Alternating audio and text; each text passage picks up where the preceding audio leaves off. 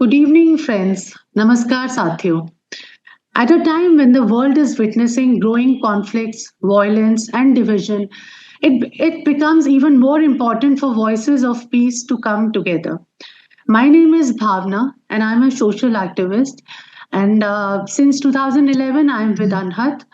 On behalf of Together for Tranquility initiative, I warmly welcome everyone who has joined us today from across India and different parts of the world. Today, we come together to mark International Women's Day, whose global theme this year is Right, Justice, Action for All Women and Girls. Aligned with this theme, Together for Tranquility has given a call for women rise against violence and war. On this International Women's Day, women from different communities, movements are coming together with a clear message. We don't want civilizations built on war, violence, destructions, and fear. We do not want power or wealth sustained through bloodshed. And we do not want a world where human beings turn against one another. Instead, we stand for a world built on peace, dignity, justice, and compassion. Let me briefly introduce the Together for Tranquility initiative. Together for Tranquility is a network of civil society organizations working across gender diverse communities in India. It was launched online on 14th November 2025. The idea behind this initiative is to bring together activist organizations, networks, and community groups from across India on one shared platform so that we can support each other and strengthen our collective efforts. This campaign brings together women, LGBTQI plus persons, persons with disabilities, Dalits, Adivasi communities, youth leaders, grassroots organizations, and marginalized communities together. Together as a rainbow coalition, we are committed to peace, justice, dignity, and non-violence. This is the spirit of Together for Tranquility. Every month, we meet online to discuss issues suggested by our fellow travelers who are working on the ground. These conversations help us deepen our understanding of realities and challenges faced by communities across the country. We also warmly invite friends and fellow travelers from across the globe to join this initiative so that we can learn from each other and strengthen this growing network of solidarity. With that, I would like to invite Prerna Desai, who is a Gandhian thinker, activist. She will speak about today's initiative. Thank you. Prerna? Thank you, Bhavna. And good morning, good evening, good day to everyone. Basically, I will be speaking in Hindi, but for all my international friends, I'm putting forward my speech in the chat box. I would really urge you to, go to the chat box and view it. Though I've had a very little time to finish it, but I'm sure once, we are, I'm slightly relaxed, and when everybody is speaking, I'll provide the refurbished speech that I'm trying to make. सबका स्वागत है। मुझे बहुत खुशी हो रही है कि आज इस कार्यक्रम के मौके पर हम लोग मिले हैं। इस कार्यक्रम की कल्पना आज से 6 महीने पहले जब हमने 14 नवंबर का दिन चिल्ड्रंस डे प्लान किया था, और तब हमने ये सपना देखा था कि क्यों नहीं हमें कोई ऐसा अंतर्राष्ट्रीय प्रोग्राम करें जिसमें दुनिया भर की बहनें जो हैं वो साथ में आए और युद्ध और हिंसा के खिलाफ में हमको एक बड़ी आवाज खड़ी कर सके। तब हमको ऑफकोर्स हमने ये सपना देखा था कि कार्यक्रम ज्यादा एक्टिव होगा, जिसमें हम रास्ते पर भी उतर सकते हैं और बहुत सारे लोगों के साथ हम मिलकर एक ही दिन एक ही समय पर, समय तो खैर कोई ऐसा एक समय जैसा नहीं है, पर एक दिन जगह जगह पर महिलाओं की तरफ से कोई ना कोई ऐसा एक्शन प्रोग्राम हो और हम लोग जो है वो जोर से ये आवाज उठा सके कि हम आपके साथ भी नहीं हैं और हम आपसे सहमत भी नहीं हैं। I have put my speech in the chat box also, dear. Why I'm speaking in Hindi is because a lot of our audience don't understand English, and rest of our program is going to be in English only. For their benefit, we have translated it in Hindi. So that is why I thought that it is better that I speak in Hindi to take all those people who are not able to understand English, and then rest of the programs will always will be completed in English. And for that context, I have added my points in the chat box for those who are not understanding. तो मैं कह ये रही थी कि हम लोगों ने ये कार्यक्रम सोचा और आज ये कार्यक्रम हम कर रहे हैं। एक कार्यक्रम की जरूरत हमको क्यों महसूस हुई? हालांकि तब तो कोई ऐसी युद्ध की बात भी नहीं थी और ना ही कोई उस तरह का माहौल था जो आज हम फेस कर रहे हैं, पर हम ये समझ रहे हैं कि महिलाएं जो है वो युद्ध के हमेशा युद्ध एक ऐसी रणनीति रहा है जो एंटी महिलाओं के विरोध में रहा है। हम एक तरह से ये भी कह सकते हैं कि महिलाओं का अस्तित्व ही जो है वो युद्ध के विरोध में है। युद्ध जैसी रणनीति, वायलेंस जैसी जो तरीका है वो जनरली महिलाओं के विरोध में सदियों से इस्तेमाल करते आए हैं हम लोग, और इसलिए वो कैसे इस्तेमाल होता है, उसका क्या असर होता है महिलाओं पर, बच्चों पर, ये हम सब जानते हैं। हालांकि आज भी कई लोग जो हैं उस पर बात रखेंगे। मुझे ये लगता है कि अब ये जरूरत है कि हम जो महिलाएं लगभग आधी आबादी हैं दुनिया की, हम ये सोचें कि कैसे हम इस पूरी समस्या का जो है समाधान करने के लिए, इस पूरे सवालों का जवाब खोजने के लिए लीडरशिप की भूमिका में आ गया है। अब हमको ये जरूरत है कि हम ये देख रहे हैं कि ये सवाल सिर्फ महिलाओं के साथ सवाल नहीं है, आज पूरी दुनिया का सवाल है, दुनिया के हर किसी का सवाल है, और मनुष्यता के लिए, माने ह्यूमन एग्जिस्टेंस के लिए एक सवाल बनकर जो है वो आज का जो पूरी जो युद्ध नीति है, जो तरीका है, वो बन के आया है। इसमें खास करके मैं गांधी जी का नाम लेना चाहूंगी, मोहनदास करमचंद गांधी, जिन्होंने सत्याग्रह और असहयोग जैसी पूरी रणनीति जो बनाई, जो दुनिया के सामने एक क्रांतिकारी विचार रखा, वो विचार ही हम देखते हैं कि महिलाओं के भीतर के जो गुण हैं, हमारे जो गुण हैं, जिसमें प्रेम है, करुणा है, सहनशीलता है, दूसरे के प्रति, अपने से अलग किसी के प्रति सोचने की जो हमारी चाह है, उसी को अकोमोडेट करती हुई जो है गांधी जी की पूरी रणनीति है, उनका पूरा काम करने का तरीका है। और वो कभी भी महिलाओं को पैसिव मूक दर्शक नहीं देखते हैं। वो देखते हैं, हम देखते हैं आजादी की लड़ाई के दौरान भी कि महिलाएं फोर फ्रंट में हैं, और उस फोर फ्रंट में बगैर लड़ाई किए, बगैर हिंसा किए भी वो दुनिया का मुकाबला कर रही हैं। मुझे ऐसा लगता है कि हम अगर इस तरह का फ्रंट बना रहे हैं तो हमें एक सोची समझी हुई रणनीति, सोचा समझा हुआ तरीका पूरी दुनिया में इजाद करना होगा, जहां पर हम प्रेम से और करुणा से सामने वाले को हिंसा छोड़ने पर मजबूर कर सकें। क्या ऐसा संभव है? क्या ऐसा किया जा सकता है? यही मंथन है जिसके लिए हम आज यहाँ पर खड़े हुए हैं। और मैं आपका ध्यान इस तरफ चाहूंगी, खास करके जो हिंदी भाषी लोग हैं, मैं उनको कहना चाहती हूँ कि उनके लिए विशेष ट्रांसलेशन स्क्रीन पर आएगा, पर मैं आपका ध्यान कराना चाहती हूँ कि जो लोग युद्ध भूमि में हैं वो लोग भी अपनी बात शेयर करेंगे, और जो जिनके देशों में, जिनके समाजों में युद्ध जैसी परिस्थिति नहीं है, वैसे लोग भी आएंगे। ये हम दोनों के सीखने की बात है कि जहां शांति है वहां युद्ध कैसे ना हो, क्योंकि युद्ध के बाद फायर फाइटिंग करना, युद्ध के बाद एक्शन लेना, वो ज्यादा कठिन है। युद्ध जैसी परिस्थिति ही हमारे देश में, हमारे समाज में ना पैदा हो, उसमें महिलाओं की लीडरशिप क्या भूमिका अदा कर सकती है, ये सारे सवाल है जिनकी चर्चा हम अगले 2 घंटों में करेंगे। मैं आप सबको बधाई देती हूँ, अभिनंदन देती हूँ कि इतनी बड़ी संख्या में आप लोग जुड़े, और मैं उम्मीद करती हूँ कि ये सारा कार्यक्रम जो है वो हम सबके लिए विचार प्रेरक होगा, हम सबके लिए इंस्पायरिंग होगा, और अपनी अपनी जगह पर हम काम कर सकें, नए नए रास्ते खोज सकें। वैसी क्रांतिकारी भावनाओं के साथ मैं अपनी बात खत्म करती हूँ। आप सबका बहुत बहुत धन्यवाद। भावना।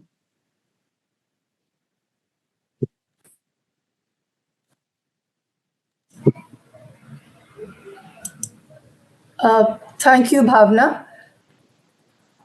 Welcome to everyone.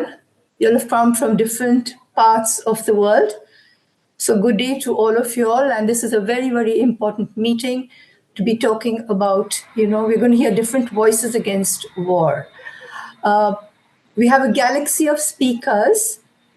So without going any further, I would like to invite our first speaker, Reverend Elaine Neufeld, who serves as the Global Gender Program Manager at ACT Alliance. She is from Brazil and Switzerland. There at the Alliance, she leads the strategic initiatives to advance gender justice and feminist movement building within faith-based and development sectors. Her approach is rooted in Latin American liberation theology and feminist theological discourse, reflecting a deep commitment to faith-informed justice. She specializes in policy development and institutionalizing gender justice and plays a leading role in global research on the intersections of faith, sexuality, and sexual and reproductive rights and justice. So, Reverend Elene, the floor is yours, and we are waiting eagerly to listen to you. Thank you very much. Thank you. Thank you. I hope my voice is coming clear through. Thank you. Yes. Thank you for the... Brena, may I please request you to enable me so that I can share the screen and show the PPT?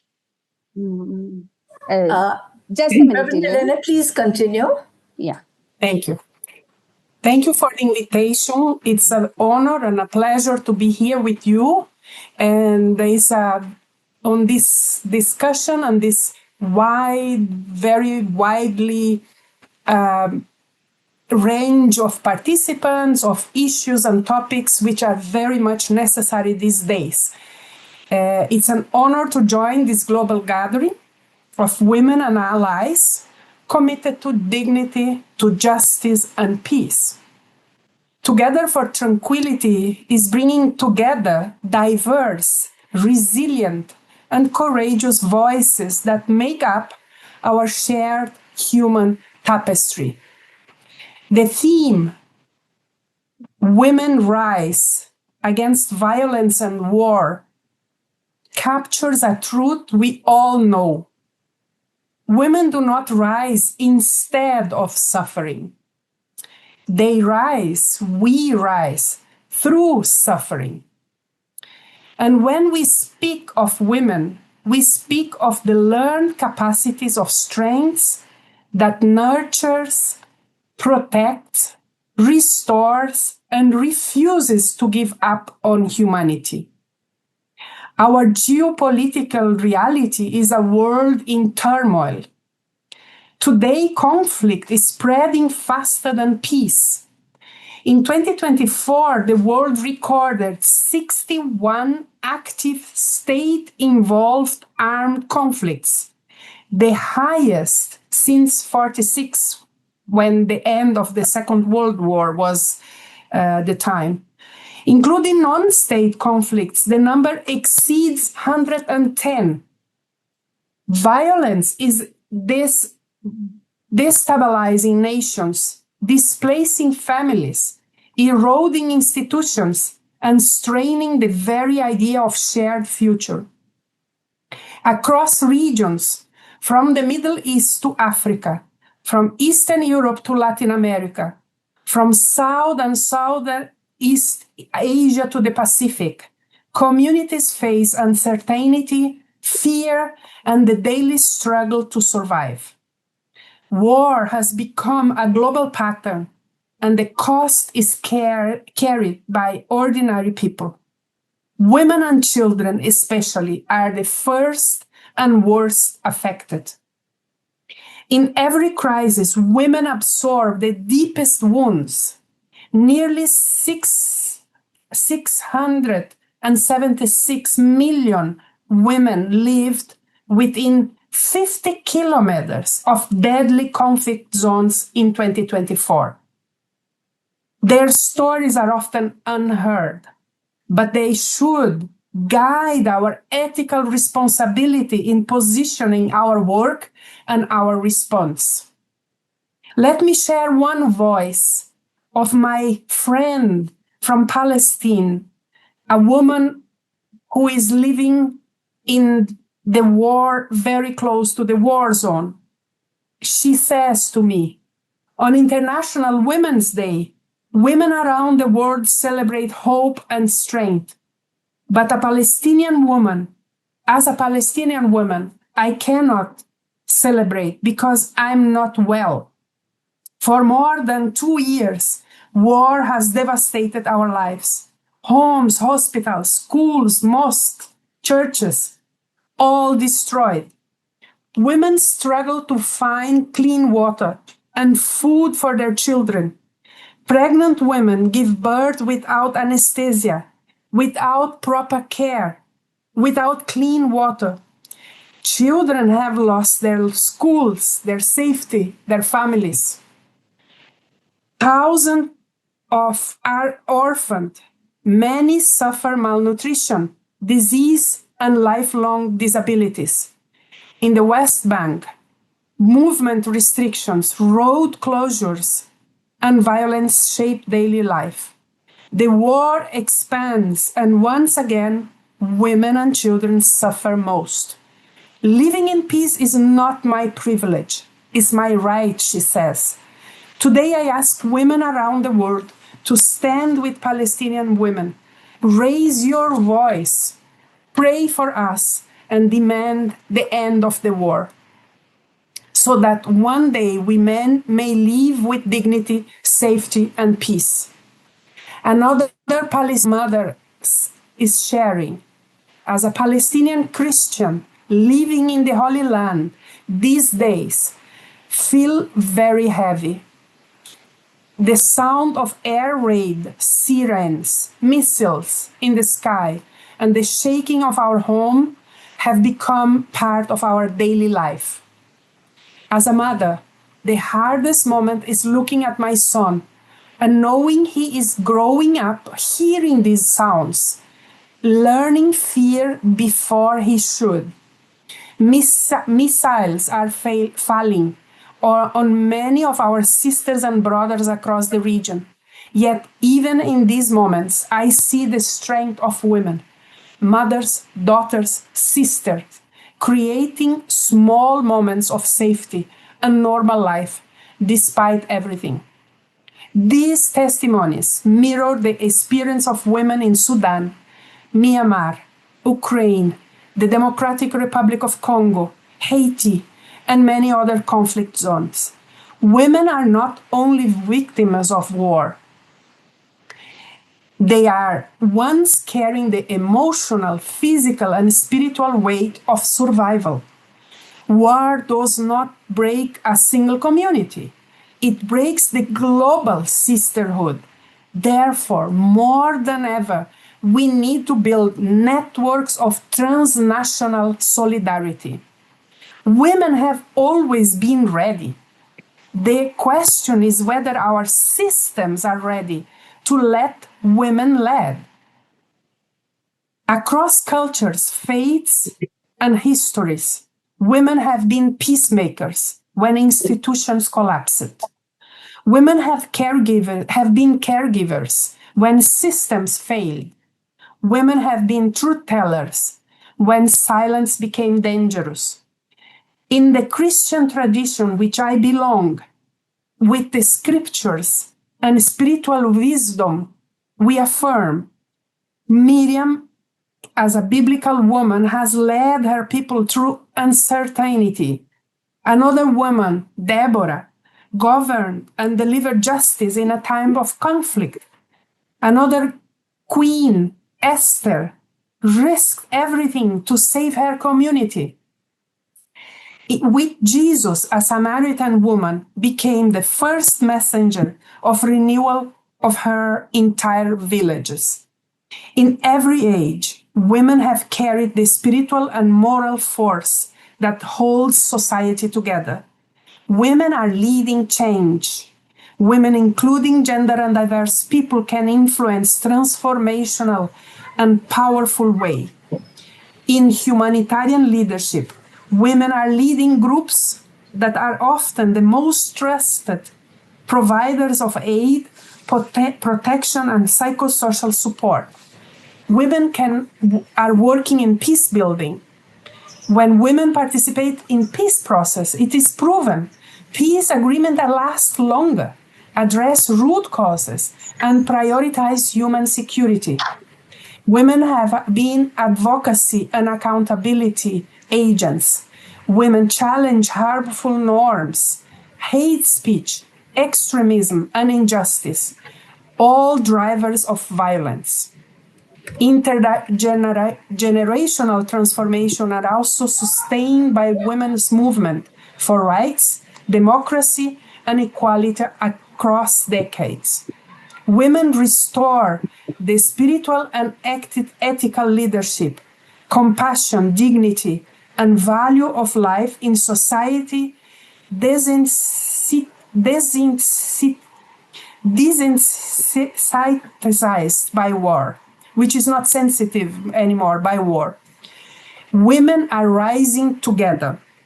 In this International Women's Day and Women's Month, it is not just a celebration of our achievements. It is a declaration of struggle, a call to rise. Women are rising together.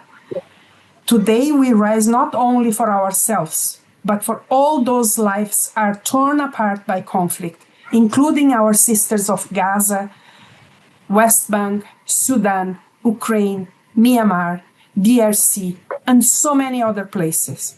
Let us build a world where every woman lives without fear, every child grows in safety, every community has peace in its foundation, and the universal feminine, the force of life, becomes the guide of our collective future.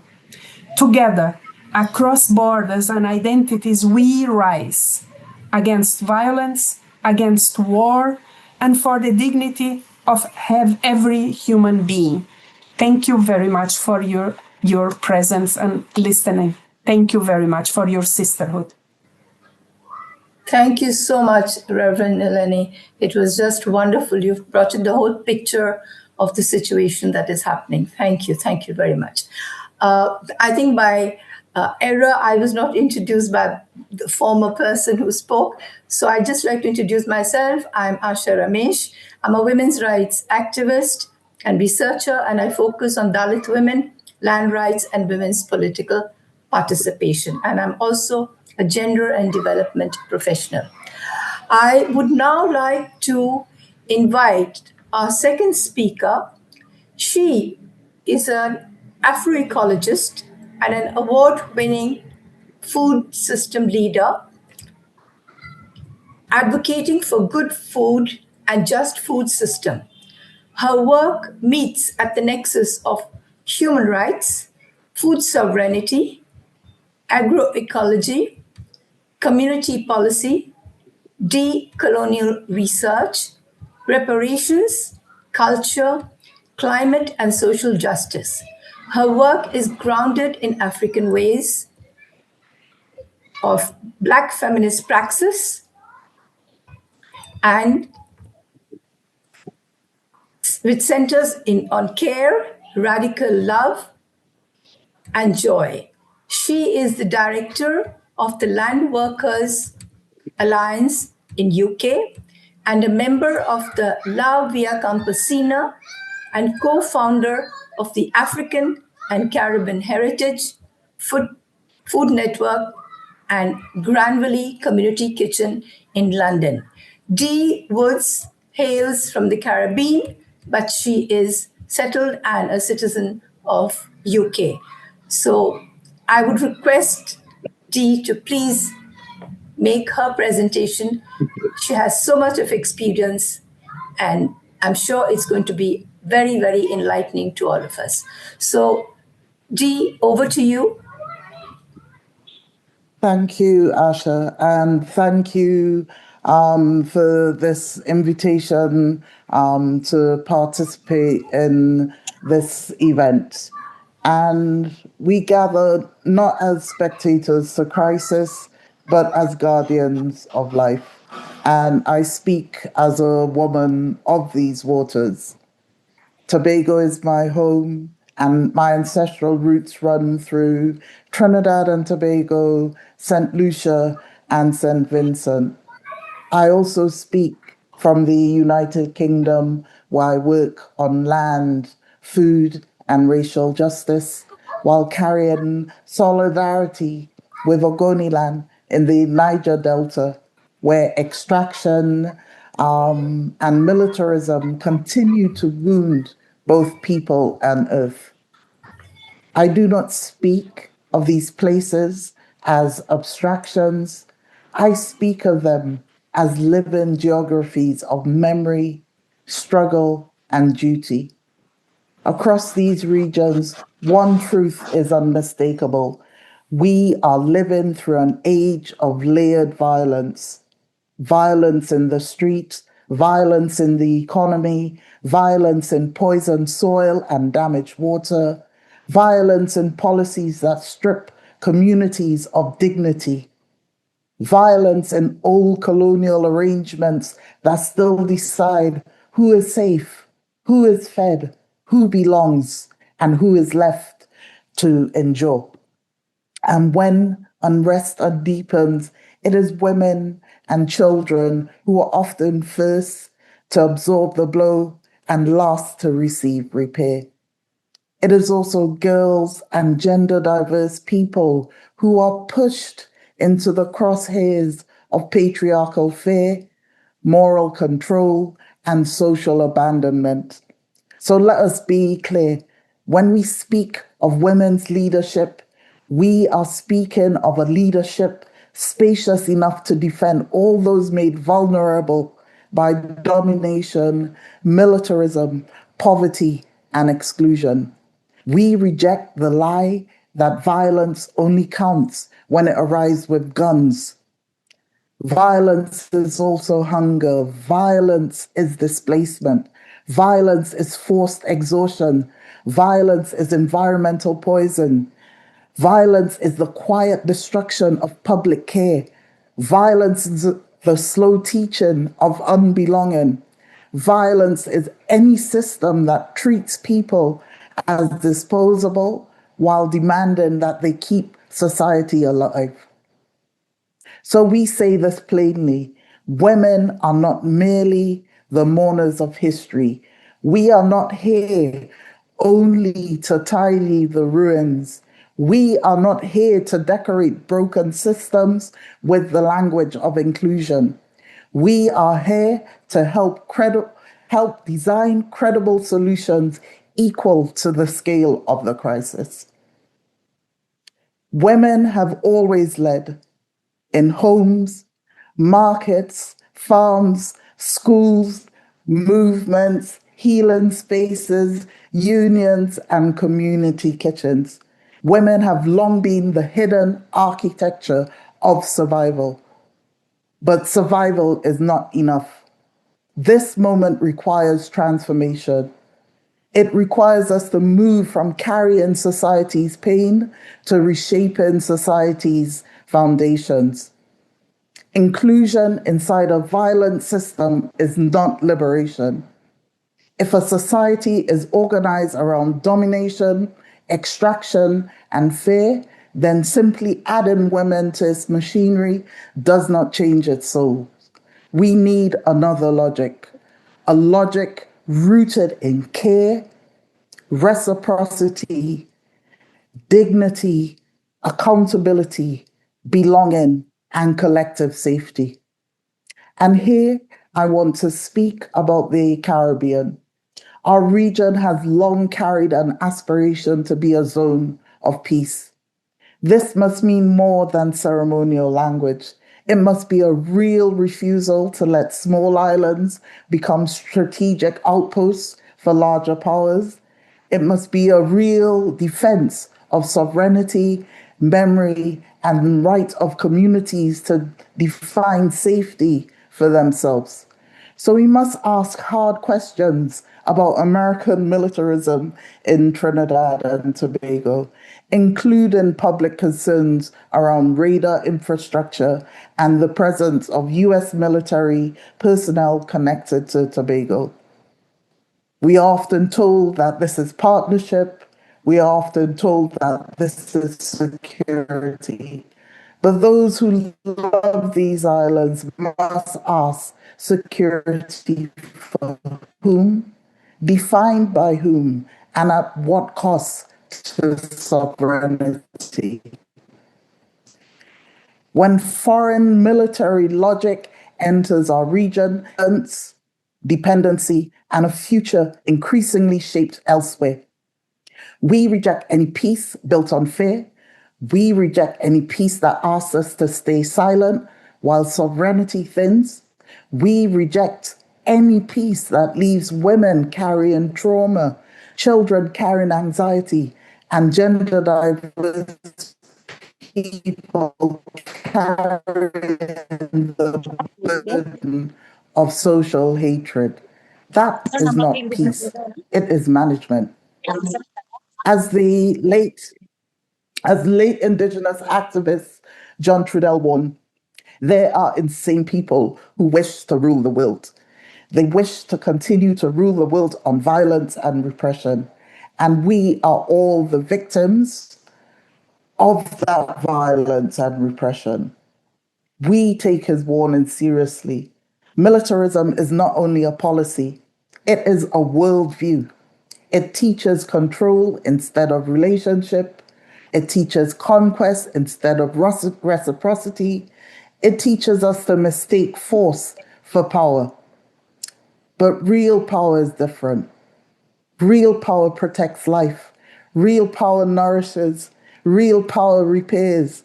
Real power tells the truth about what is being destroyed and builds what can outlast destruction. So we must declare that women's leadership is not secondary to peace building, it is central to it. We declare that care is not weakness, it is infrastructure. We declare that rest is not luxury, it is part of freedom. We declare that land, water, memory, and community are not commodities. They are the ground of sovereignty. In my own work, I see these alternatives already emerging. In Tobago, through cultural commons rooted in memory, intergenerational teaching and stewardship. In Britain, through food and land movements, struggling for social justice and humane economies. In communities marked by extraction and militarization, where women still stand between destruction and the possibility of life. This is structural work. This is movement work. This is future building work. And so we declare we are ready not only to respond to crisis, but to shape what comes after it. Ready not only to survive violence, but to confront the systems that reproduce it. Ready not only to speak of peace, but to build the material, spiritual, and political conditions that make peace real. Let societies be judged by this measure. Do women live without fear? Do children grow in dignity? Do diverse genders belong without condition?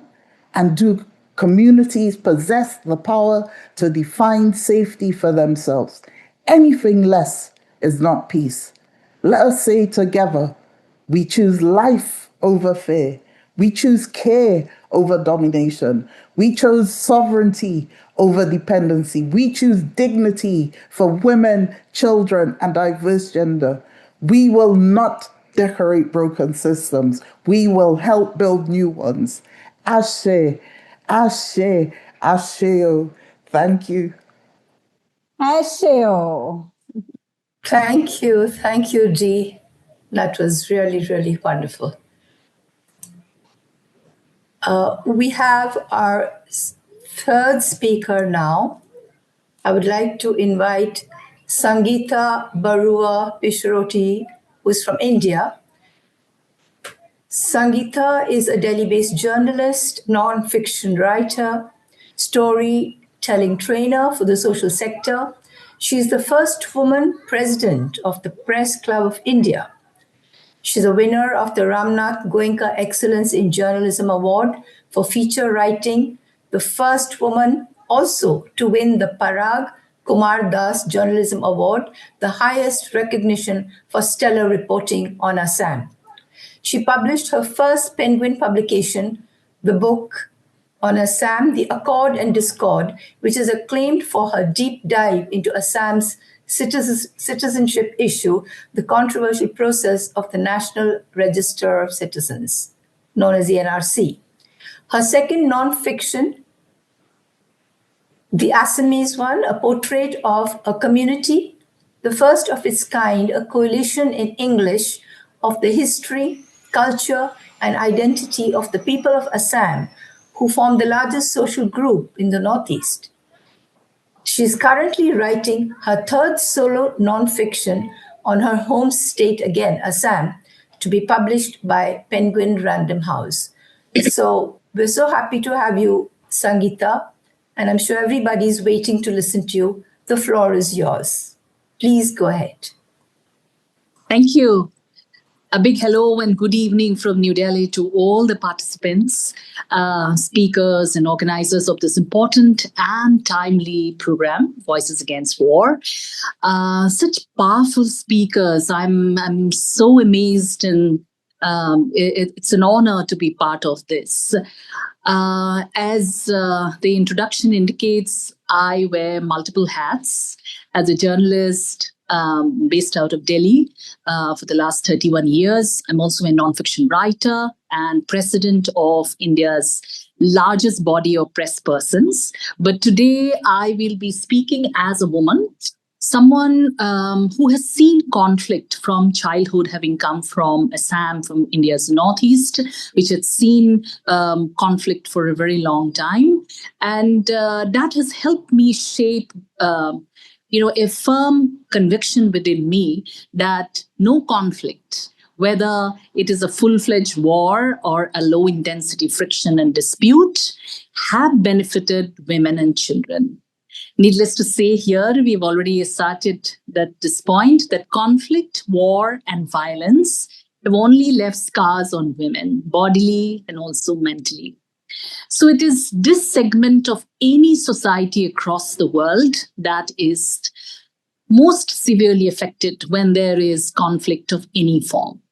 So in India too, the ground reality is no different from that norm. But before going there, I want to foreground here a little bit of my country's current geopolitical context, particularly seen through the lens of the fast shifting global order, which has most recently triggered a crisis situation, as we all know, in the Middle East, or what we call West Asia.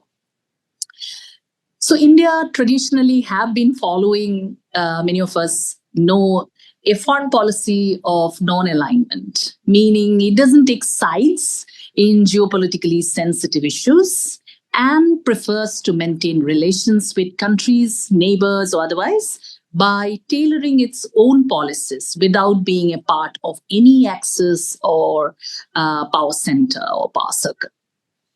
So in the last decade or so, though, India has been shifting gears. The Indian government may call this shift in its foreign policy a strategic autonomy, but what is for all to see now is that the strategy adopted is beginning to allow India less of autonomy to deal with various countries and more of functioning within a restricted space where it needs to constantly negotiate with both larger and smaller powers to be able to extract its interest. So what one notes is that this policy shift of India from non-alignment to now being more of a part of the US-Israel axis is beginning to cast a long shadow on its growth story, the economic growth story, and also its prestige, importantly, as the world's largest democracy that would stand up for people's rights and against any coercion on an independent nation. So allow me to explain it a little by taking you to the ongoing Ukraine-Russia war, the Israel-Palestine conflict, and also the Iran and US-Israel war, and how this foreign policy shift has placed my country as far as these three recent geopolitical developments are concerned. India began by maintaining a neutral position as far as the Ukraine-Russia conflict is concerned, calling for dialogue and diplomacy over war. But that stance and magnanimity of India as a nation began to change in the eyes of the world the moment it began buying cheaper Russian oil, which is said to have filled up the coffers of an aggressor on an independent country. So India recently also hosted the Russian President Vladimir Putin, who many see as one who committed many war crimes. So domestic media reports highlight also that the Russian oil helped some of the industrial houses closer to Prime Minister Narendra Modi than helping the state-owned oil refinery companies. That's an aside. So traditionally, India has been an advocate of the two-nation theory in Palestine as a solution to peace in that region. However, during the recent conflict, we saw India condemning the Hamas attack as terrorism, but it stayed away from directly criticizing Israeli bombing in Gaza that we all know killed thousands of people, including women and children. Strangely, India also abstained from being a part of some of the UN resolutions calling for immediate ceasefire in that region. So all of this, again, is due to India's strategic autonomy. And in this case, let's not forget, it's also the multiple defense deals the country has with Israel. So like in the case of Ukraine-Russia war, that India continued to export defense components to Israel during the Gaza conflict, has put the country on the side of an aggressor. So India sent humanitarian aid to the people of Palestine, that it backed Israel with the defense components, mind you, including rockets and explosives, which have every likelihood of being used against common people in Gaza, dimmed its global status as a benevolent, big-hearted nation that would go to any length to safeguard rights of common people. So in the ongoing Iran-Israel US war too, India's role is no different. A traditional friend, Iran, in every likelihood is viewing India now as more on the side of the United States than it is on its side. So this, however, is kicking up also a crude oil and gas crisis domestically and would further depreciate the value of rupee against dollar. And when that happens, India's celebratory position as the world's fastest growing economy will be at stake. Already a large swath of foreign investors have ejected from the country, and many of which are taking advantage of the recent Chinese policies on FDI. So India's traditional relations with China has also come under a cloud due to its growing closeness to the United States, a geopolitical competitor. So we saw the recent effects of it in India's military operation against its arch rival in the neighborhood, Pakistan. So that's just one of the examples. So in all of these theaters of war, needless to say, data have shown that it is women and children who are often the most severely affected category. US's first strike on Iran had killed children, little girls who had nothing to do with their government's foreign policy decisions. Even domestically speaking, during the ethnic conflict in the Indian state of Manipur bordering Myanmar in 2023, which is still continuing, we saw it was the women and children who were affected in large numbers. It was the sexual assault, a video of a sexual assault of a woman by a mob that had, in a way, forced our Prime Minister to speak about the Manipur conflict in front of the parliament. So the story of the ongoing civil war in Myanmar, in our neighborhood, also has the same effect on its women and children. So women, as we all know, form nearly half the population of the world, and yet our voices are barely heard when it comes to taking foreign policy and defense-related decisions, a part of which includes, of course, declaration of war. So how strange is that, if we think of society hinged on equity? So if it is the men, then that tend to go for war and violence. So, can women, whose number is almost equal to men, work for peace? More importantly, are women ready to take that place? That's a question we need to ask ourselves as shapers of solutions. Perhaps time has come, that's what I feel, for women to play that role.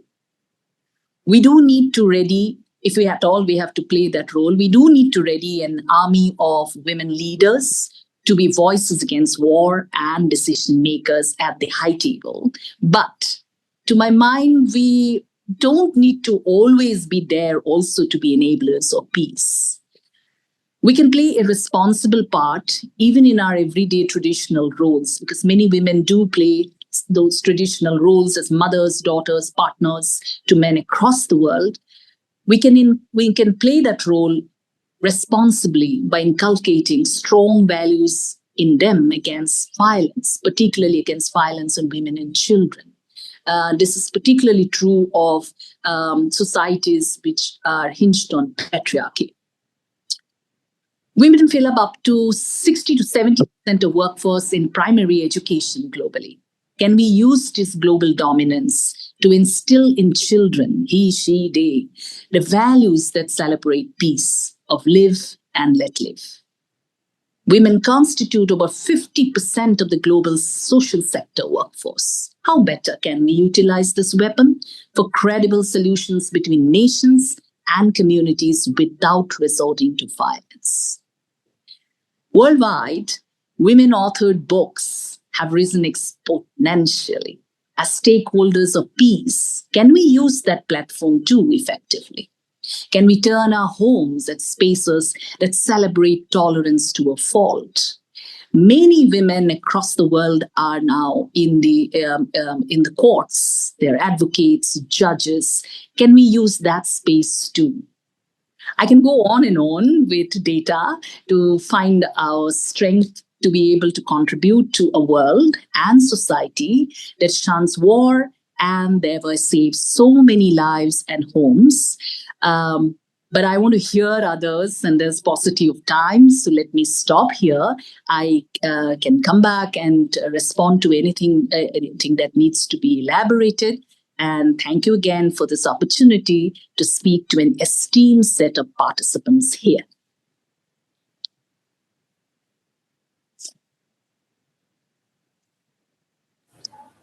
Thank you so much, Sangeeta. Your data was very, very revealing, especially the positions that our country is taking. There's a lot to really think about what we really need to be doing. Thank you so much. May I now invite our next speaker, who is from Jamaica and Switzerland. That's Reverend Nikki Ashwood. Who is a transformational ecumenist from the Caribbean and a former teacher of English. She answered the call to ministry, pursuing studies at Eden Theological Seminary, USA, and Bosse Ecumenical Institute, Switzerland, before returning to Jamaica. She served as a minister in Kingston, Jamaica, and later as the Education and Mission Secretary for a regional mission organization. So over to you, Nicole Ashwood. Thank you so very much. Good morning, good afternoon, good evening, colleagues. The honor is mine to be part of this gathering, and for those who are living in war-torn spaces, for those who are worried about the wars which round about us are waging, for those who anticipate that we might be next, and for those of us who are concerned for our siblings, I say peace. Peace of body, peace of mind, and peace even if the others do not seem to be listening. Today, my speech has two parts. I present an excerpt from my colleague, Carla Kijoyan, the Peace in the Middle East Program Executive at the World Council for Churches, and I also add my own invitation to love.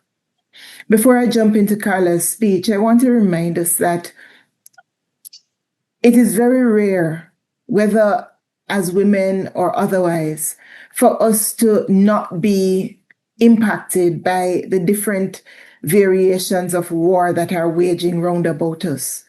So we have a few options, one of which is speaking out and speaking the truth in love. And sometimes there is a call for us to fight, not necessarily with the weapons that are being used elsewhere in the world, but the weapons of our words, the weapons of our mind, and the weapons of non-violent resistance. For me today, says Carla Kijoyan, speaking about peace and hope is not easy. These were her words as she addressed a group of Catholics and other esteemed women a few weeks ago in anticipation of the International Women's Day. She went on to say that it is deeply challenging on a very personal level because she comes from a region where war, violence, and uncertainty are once again shaping the lives of millions of people. It is challenging when your homeland is shaken by conflict, when the lives of those you love are under threat, and when fear and instability disturb even the most basic sense of peace in one's heart. We gather at a moment when the Middle East is once again passing through a time of grave tension and uncertainty. Escalating violence, she continues, is shaking several parts of the region, bringing profound humanitarian, social, and political consequences for the people who call this land their home. In such moments, the voice of faith carries a particular responsibility. At a time when the language of war speaks of defeating, destroying, and erasing the other, the language of faith speaks differently. Where others speak of enemies, faith calls us to recognize neighbors. Where walls are raised by fear and hatred, faith invites us to build bridges of encounter. And where violence denies the humanity of the other, faith reminds us that every human being is created with dignity, is worthy of respect, compassion, and love. Too often, Carla argues, women carry the burden of sustaining communities during crisis, yet remain excluded from decision-making processes. If we're serious about building sustainable peace, women must be present not only in humanitarian work and grassroots initiatives, but they must also be at tables where policies and strategies are shaped. I got permission from Carla to share as much of the speech she prepared as possible because her words resonated with us. Even as she was speaking that day, she was getting news from her sister and the rest of her family in Lebanon that bombs were raging overhead. That's the reality she faces. That's the reality our colleagues who are responsible for the ecumenical accompaniment program in Palestine and Israel face all the time. And they share with us that they are obliged to look after their accompaniers, even as the accompaniers seek to try to negotiate safe travel for the Palestinians in Israel. And this is the world to which we all have now been brought. Yet, I wish to remind us that the Middle East is not the only space where war abounds, yet it is symptomatic of a deeper-rooted problem, patriarchy and power grubbing. In a season of relentless abuse of civil liberties and human rights, where rape is par for the course in proving dominance over the other in spaces of war, and violence emanates from within by frustrated, somewhat impotent family members trying to control something or someone, and violence comes from without, the call to dream of a new world where love reigns sounds strange. Yet, today and always, we gathered here call for love. The kind of love that refuses to sit by while we maim and kill each other in the name of religion, while condemning other forms of murder when it suits us. The kind of love that doesn't constantly demand that the victim forgive the victor, abuser, perpetrator because of his or her or their might. The kind of love that gathers in spaces such as these to condemn totalitarianism, colonialism, misogyny, and marginalization because it goes against the grain of affirming one's humanity. The kind of love that seeks solutions when people are forced to starve because of economic and other embargoes, that asks simply, "Are you okay?" and offers a space to rest when others are displaced and disenfranchised. The kind of love that sees God in the eyes of the other, even when we are the hated enemy.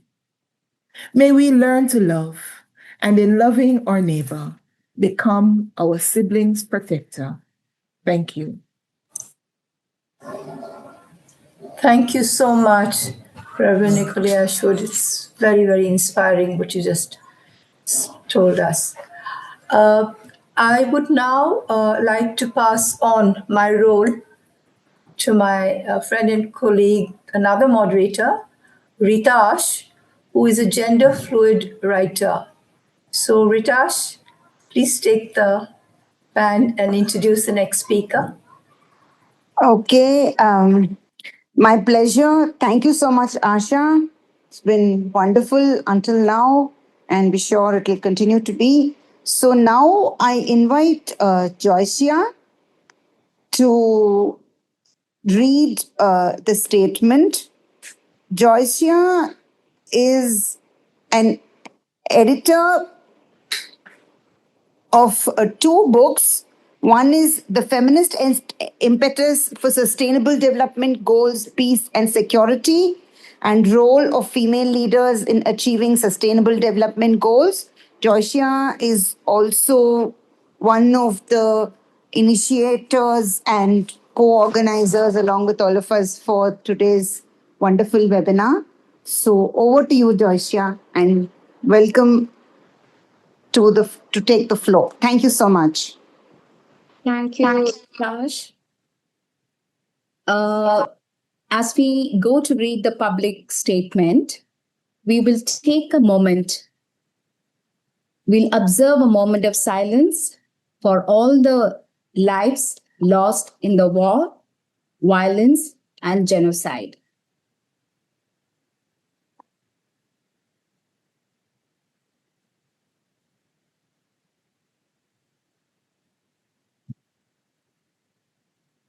We say no to war, violence, and genocide. As the world stands dangerously close to collapse due to devastating wars, occupation, escalating violence, genocide, and ruthless imperialism for global power, we affirm that humanity cannot rely on structures and systems driven by patriarchy, militarism, predatory capitalism, and domination. The Universal Declaration of Human Rights remain tragically unfulfilled.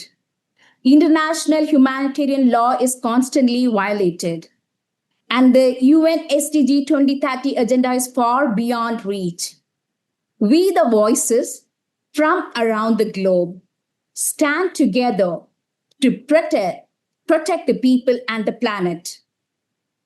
In every conflict, it is women, gender diverse people, Dalit, indigenous communities, people with disabilities, Muslims and minority communities, people of color, ethnic and racial minorities, island communities, people discriminated based on work and descent, and children from all walks of life, especially the vulnerable, those pushed to the margins, face the brutality and bear the heaviest cost of war, violence, and injustice. We war deepens existing inequalities, strips people of safety and dignity, and turns the basic necessities in life like food, water, shelter into tools of coercion and control. In war, entire communities are being displaced, cities are reduced to rubble, and civilians are forced to endure suffering that no society should accept as normal. We refuse to accept a world where such suffering is normalized. We reject systems that treat human lives as expendable and allow power, profit, and geopolitical interest to override the fundamental rights and dignity of people. Our call is therefore clear: no war, no violence, no genocide. Food and water must never be weaponized. Women's bodies must never be treated as battlegrounds for political control. Leaders and institutions must be held accountable for the choices they make, choices that either perpetuate violence or open the path towards peace. We urge all leaders and people to rise above hate, withdraw support from systems of destruction, and to join in building a world grounded in peace, justice, dignity, equality, and solidarity. Our collective future cannot be built on dominations and destruction. It must be built on solidarity, coexistence, and a shared commitment to protecting both people and the planet. Only then we can begin to build a world grounded in justice and lasting peace. We therefore call to build an international women's league for peace and freedom, which is inclusive of gender diverse people, as an initiative to unite women of the world towards a just, equal, prosperous, and peaceful world. This is actually a revival of the International Democratic Women's Federation, which was established during the Cold War.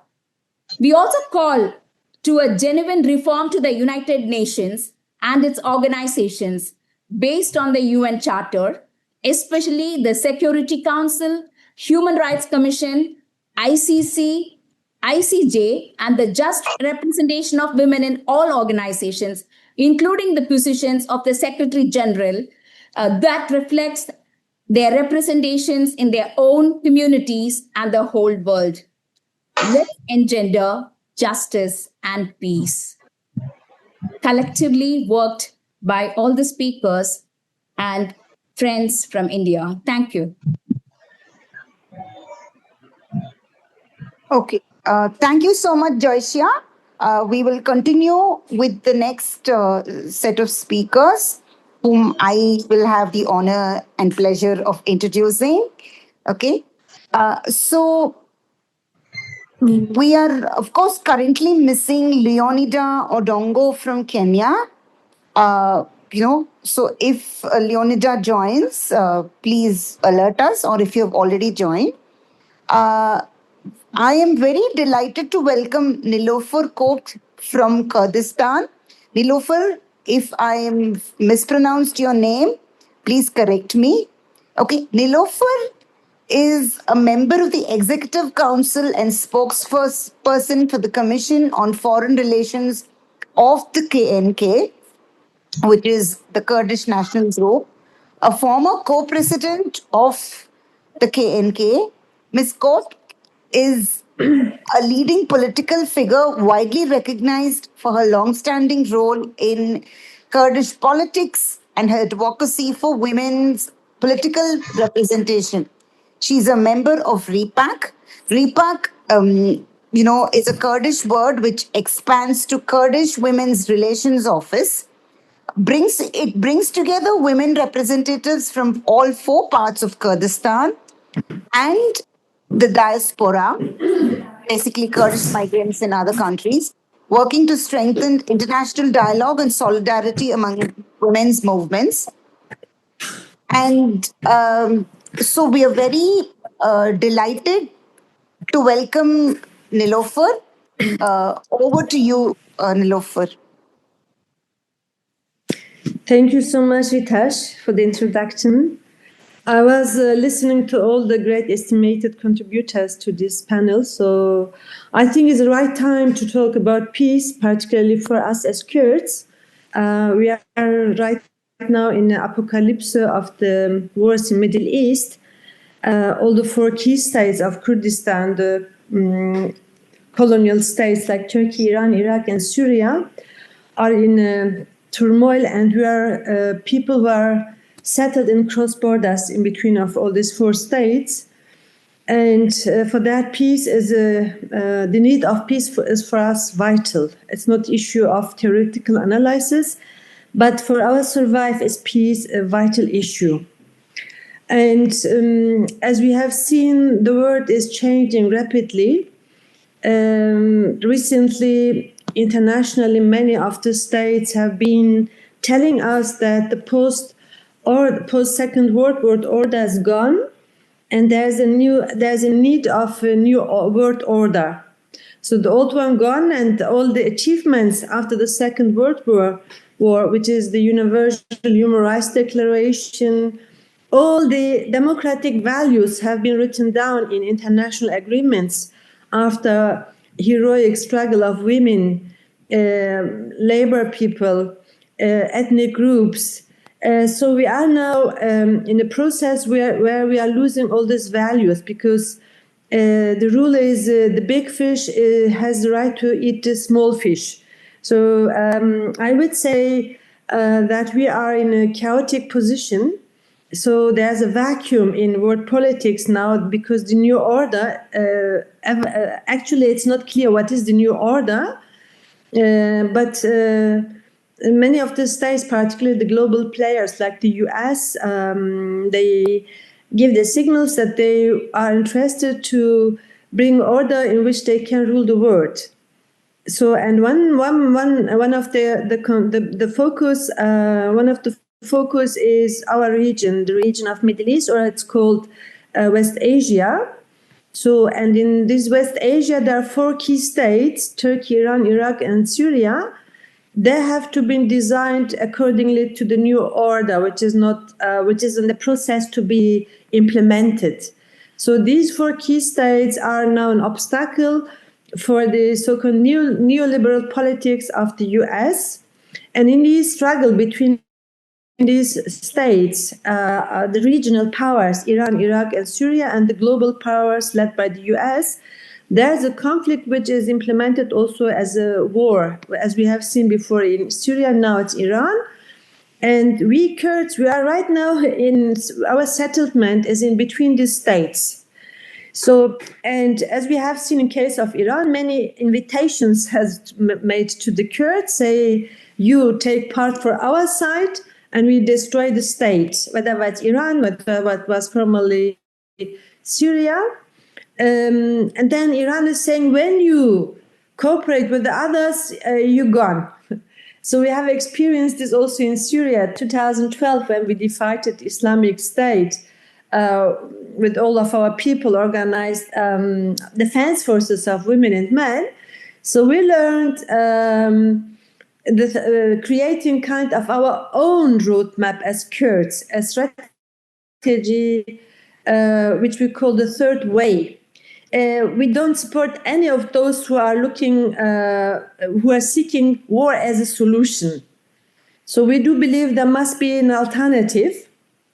And I do believe in Middle East, in that apocalypse now, the Kurdish politics can become a bridge of peace because we have been already implementing kind of peace in our own society by liberating the women in the society.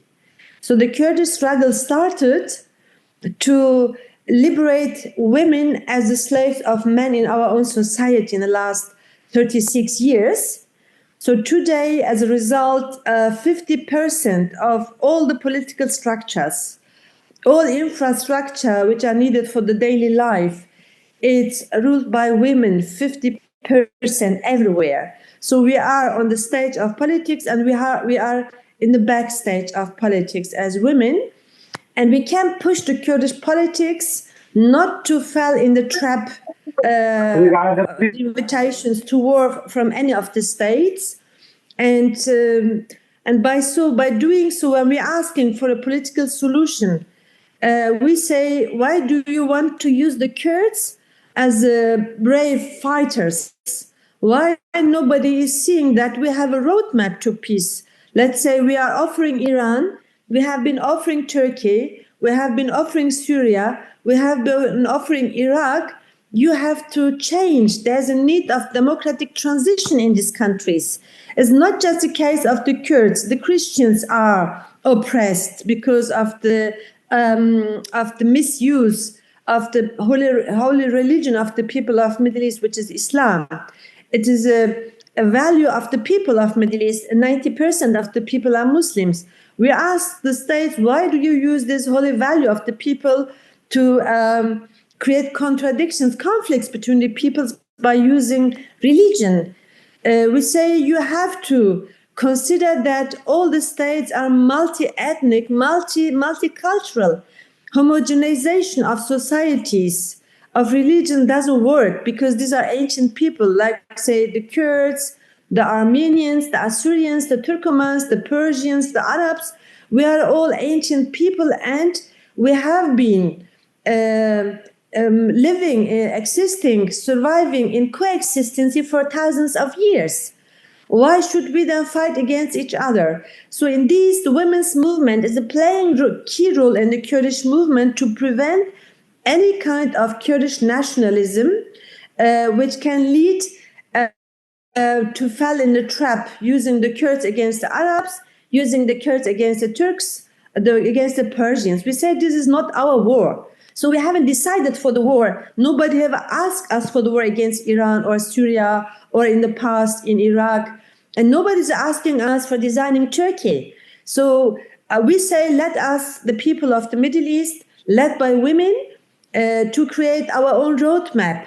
So we have been experiencing war, violence since centuries. And this time we will try another way. Particularly, I say this for our case, because we are in a key position now. So, and the challenge for our side as Kurds is there's one part pressure from the global players, and on the other hand, on the local ground, the nation states, they really insist to keep their policy of homogenization, of rejecting other ethnic groups, rejecting other religious components, because we have different faiths. It's not just Islam and Christianity. We do have the Zoroastrians in Kurdistan and Middle East. We do have Shias. We do have different orders in Islam itself. And all these components have been surviving for centuries. Why do you impose just one singular identity on all of us? So this is the question we, the women, are asking ourselves, and by asking this, we learned in our own circles in Kurdistan that when the women give up to seek themselves as just the victims of war, instead becoming actor of politics, like we have done in Kurdistan, and now the Kurdish politics is ruled by women. First, what we did was liberating ourselves from any cell of patriarchy. So we have to make the alternative, not asking for emancipation or equality with men. We say we want to make the things better and differently. So for that, we have been struggling for 36 years. And today we achieved so that we are visible in Kurdish politics as women. And the political parties have to listen to us because half of politics is female.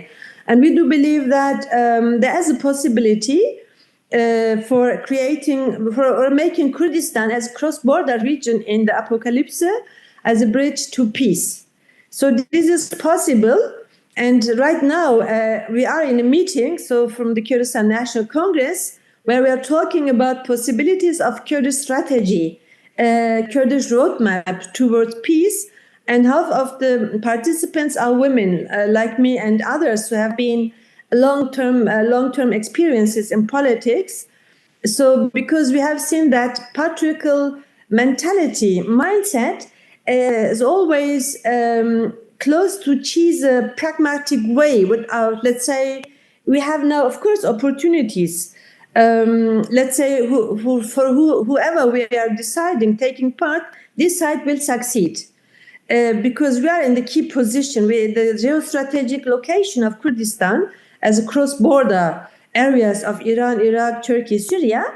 And when we see that the global players want to design exactly these states in which we are settled, so these states will need the Kurdish decision, but also the global players. And we say the third way. We are the third party.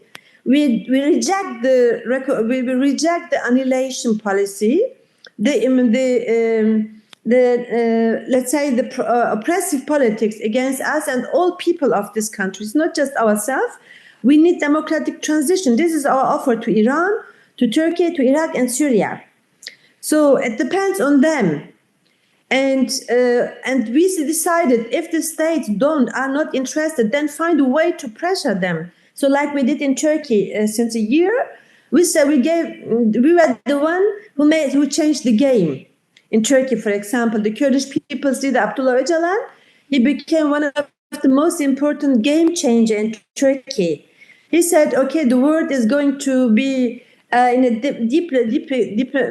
deep chaos, in a kind of interregnum, what Gramsci used to say a century ago, in a time where monsters are coming up. And by referring to monsters, I don't refer to any of politicians, but the system.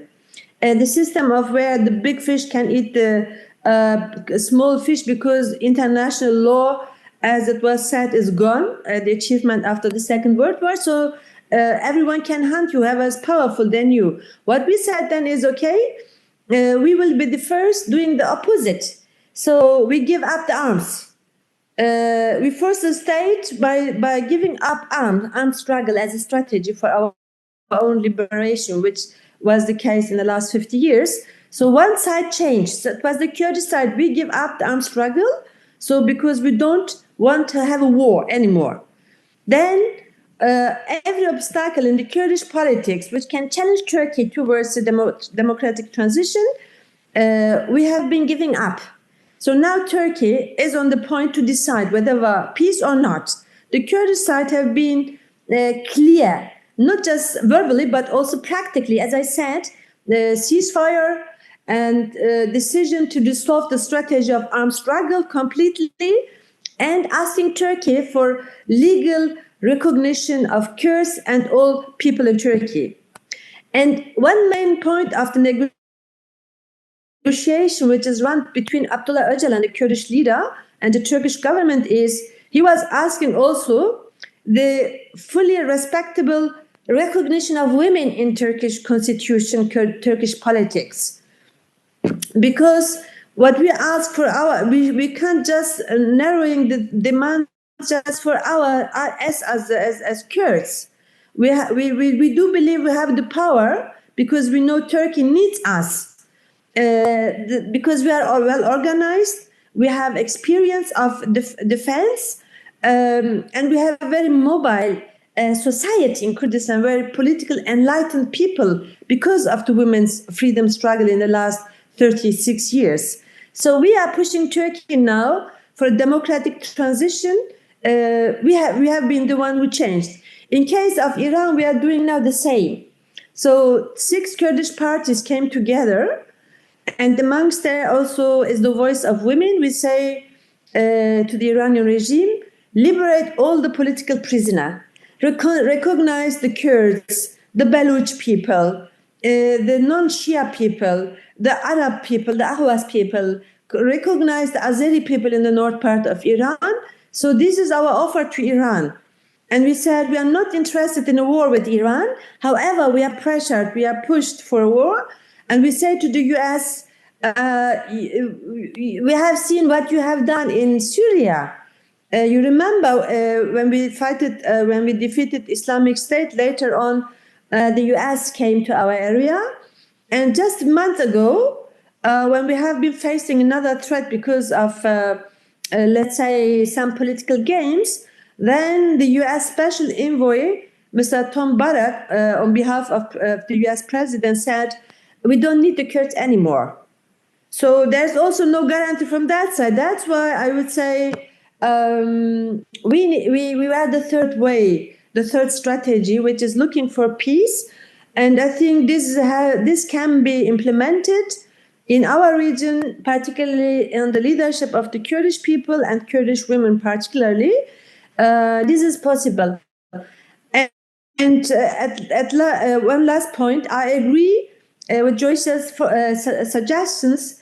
Since the world is going to be changed, since they're talking about new order, then we as women, we need to create our own roadmap as women.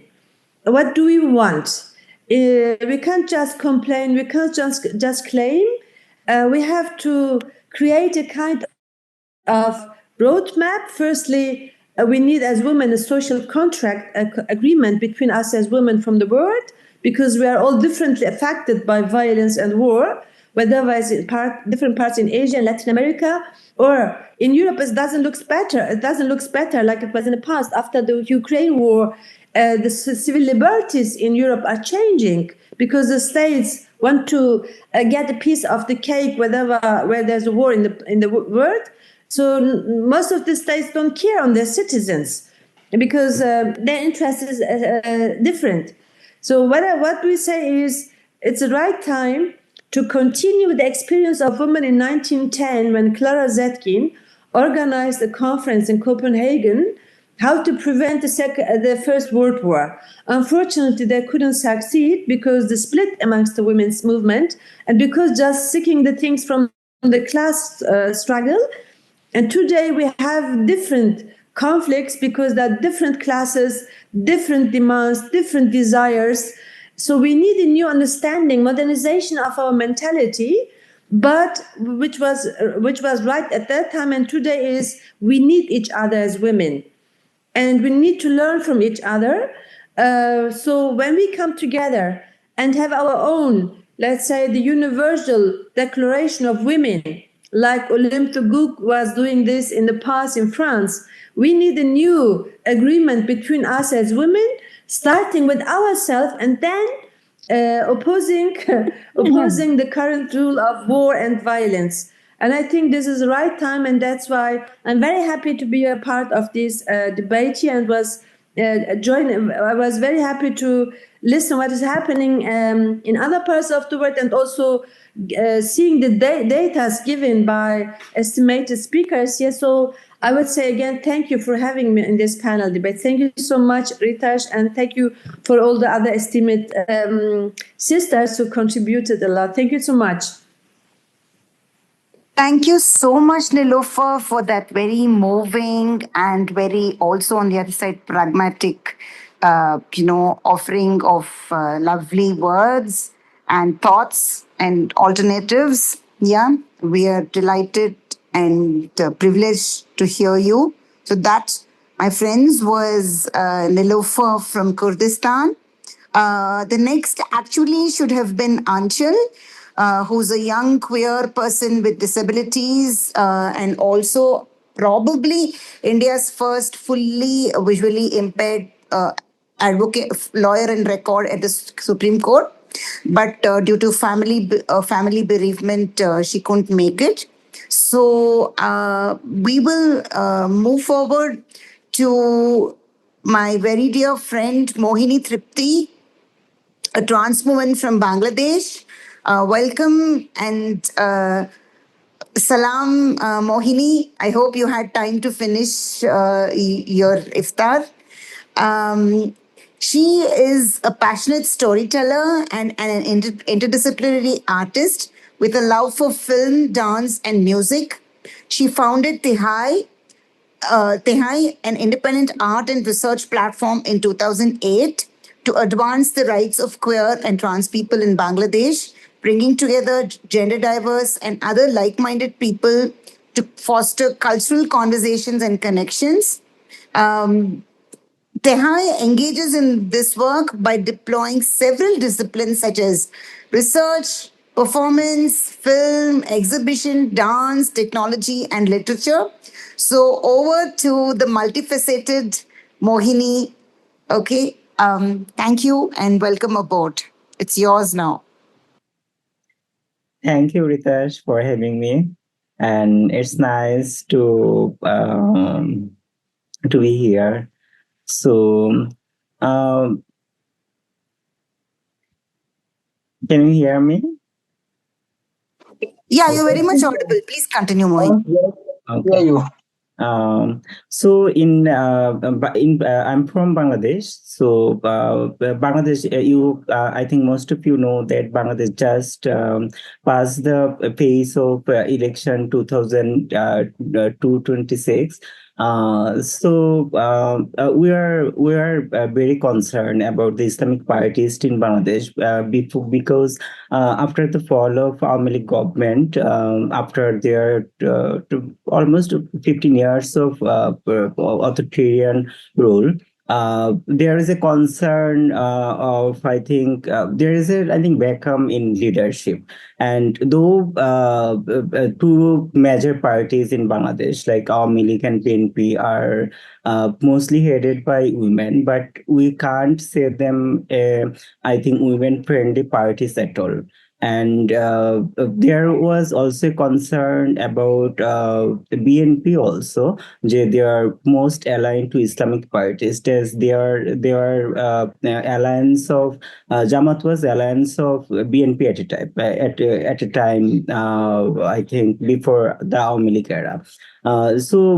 We actually struggled a lot against Jamaat, and Jamaat openly said that women are by born are not eligible for leadership because they are they said they are naturally not leaders, and there are kinds of outlet of kinds of criticism on social media after the Jamaat chief shared this statement, and I think these factors actually I think or I think help us, the Bangladeshi women, to actually raise their voices.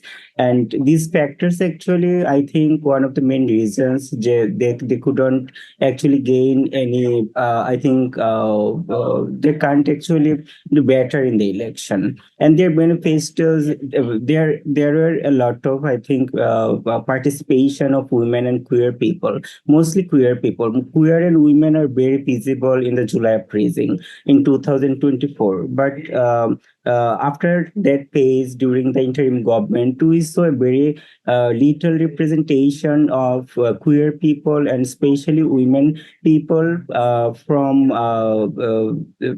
different, sectors in the interim government as well. And interim government was mostly aligned to, Islamic parties. And though Dr. Yunus was a Nobel laureate, but these actually make also questions about Nobel Prize as well, because Yunus as a Nobel literate or as a Nobel Peace literate, he actually couldn't do anything for women or do anything for gender diverse people or other ethnic communities. In spite of that, he actually promoted mob culture. He actually did attacks on Sufi shrines or different kinds of cultural, segments also, including Baus or other, ethnic people also. And there is a rise in, gender-based violence and mostly rape cases. So these are actually very concerning. So we are in the, in a crossroad of hope, and also in the meantime,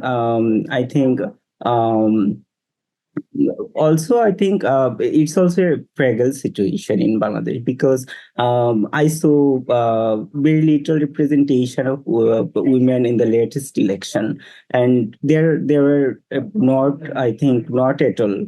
There was no inclusion of gender diverse people in the latest election. There was a candidate named. From the Hijra community or transgender community, there was just one candidate, but she actually boycotted the election, or I think mostly forced to boycott the election just days before the election. So actually, there was no participation from our community, though our community has a very long, I think very deep contribution in the July uprising, which actually toppled the Awami League government. So, and there is a very little representation of women in the current BNP government. And as the Jamaat is the opposition in the parliament right now, so I think it's very alarming for Bangladesh because they're war criminals, mostly war criminals who are actually, I think, responsible for, I think, violence against women during the 1971 liberation war. And after that, they never recognized the role of women in the society. So we are actually in a very, I think, depressing state, but we're trying to actually strive by our own self. And there's, I think, in Bangladesh, as I work in a cultural sector, I think there is very few I think opportunities right now for us, and fundings and other stuff are also, I think, shrinking because I think many kinds of threats actually around us, especially the, I think, gender diverse community, as I represent them actually. Before, I think during the Awami League government, there was some transgender people also in the, I think, reserved women's seat in the parliament. But in the recent development, we see none of them. So it's actually, I think, an alarming situation. And always, what I said in my statement also, women, I think, have been prepared. They have been prepared for for our role for a very long time. But we are mostly, I think. Somehow, I mean, we are mostly, I think, forced to leave the places, or somehow didn't get our recognition in Bangladesh. So we're trying, I think, in a very different way, which is, I think, a very sometimes very, I think, lonely, and also, I think, uh, mostly, I think, driven by ourselves only, or driven by our close friends, and very few close friends who actually motivated us to keep working and to keep the track of our, I think, movement and other stuff. And as they have worked mostly as an, I think, I think, an underground organization, because most of our public programs or events are mostly our, I think, closed door programs. And we created a space, I think, for queer people and gender diverse people, I think, in a very different way. But nowadays we are trying to actually doing public events as well, and also to raise our voices in the political scene as well, because I see many people from LGBTQIA plus community are trying to get their voices, I think, in mainstream politics also. As as artist, I work, I think, in a very different way, and I sometimes don't actually inspire to be engaged in politics because of the, I think, very long nasty practices there. Uh, and we are trying to find, I think, very different, very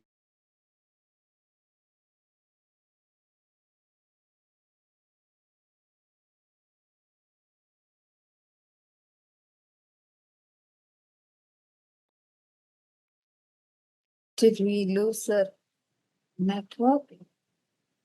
Yeah, I think it was going fine, and then yeah. So just we'll give it a few seconds. Sorry. I don't know, suddenly something happened. If she can't resume in the next few seconds, probably we will move forward. Uh, what happened? Let me also check with her independently. Not sure if she can even see that. Okay, for some reason, I think she's had to leave because maybe she got disconnected. All right. So we will move forward. But many thanks to Mohini. Made some very important points about, the reality of the politics and the social situation in Bangladesh for the last couple of years, I think. And someone in the group was congratulating. Yeah, it is very tough. I've heard from her one-to-one also that one-on-one also that, on one side, though there's an indigenous hijra and trans and queer culture, it's not easy being open. Okay. About her identity and her work. So, anyway, but of course, that doesn't deter Mohini from doing what she's doing. So, we will, expressing gratitude to Mohini, move forward to invite Rosanna Isa. Uh, Rosanna's from Malaysia. Rosanna is here. So, Rosanna serves as the executive director of the Sisters of Islam forum in Malaysia. It is called the SIS Forum. It's an NGO working on women's rights within the framework of Islam, human rights, constitutional guarantees, and lived realities. So Rosanna joined the Malaysian women's rights movement in 1999 to address violence against women. This exposed her to the challenges women in Malaysia faced in having their rights recognized and exercised in the context of Islamization within a democratic nation with parallel legal systems. Mohini, we have shared your speech in English and Hindi. Sorry, because we tried waiting and already we're slightly over time. But thank you so much. If you could, just type out any parting words that you had in the text, chat box, that'll be great. But very delighted and honored to have you and hear about your work and your situation. Thank you so much, Mohini. Over to Rosanna. Welcome, Rosanna. Thank you so much, Ritash. Good evening to all, and thank you to the Together for Tranquility initiative for the honor and opportunity to share my thoughts with you.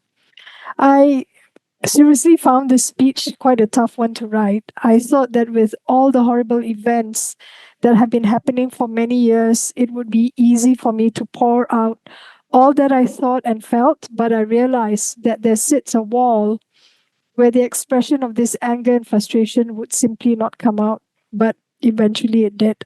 So thank you for the patience in getting this speech delivered to you, friends. I am from Malaysia, and compared to the frequent violence and suffering inflicted upon people in many countries and regions, things may seem quite mundane where we are. However, we are experiencing significant unrest and rising tensions in Malaysia, which are concealed by tall buildings, a large influx of tourists, and endless economic consumption. These signs suggest that everything is proceeding well and there should be little room for complaints. That said, we need to peel back those layers and see what is really happening.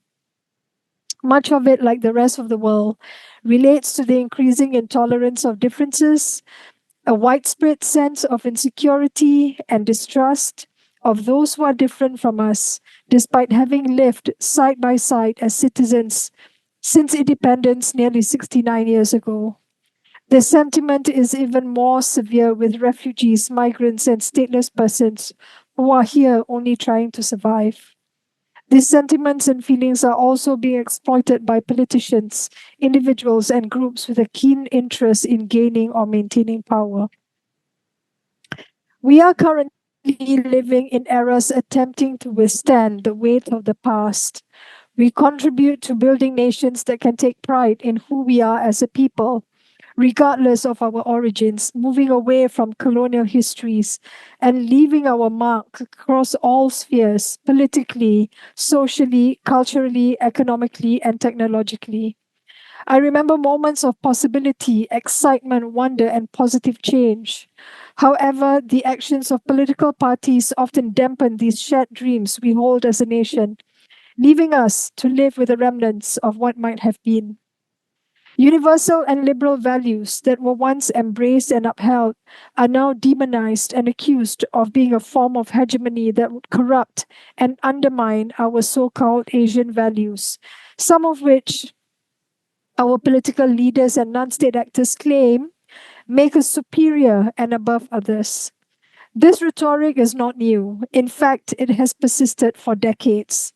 Yet it has not lost its appeal to those eager to assert that the majority's exclusivism is the only way we can progress as a nation, and that all others must conform and accept that there is only one way to be Malaysian. And as we all know, very sadly and frighteningly, this is not unique and, in fact, is a global phenomenon.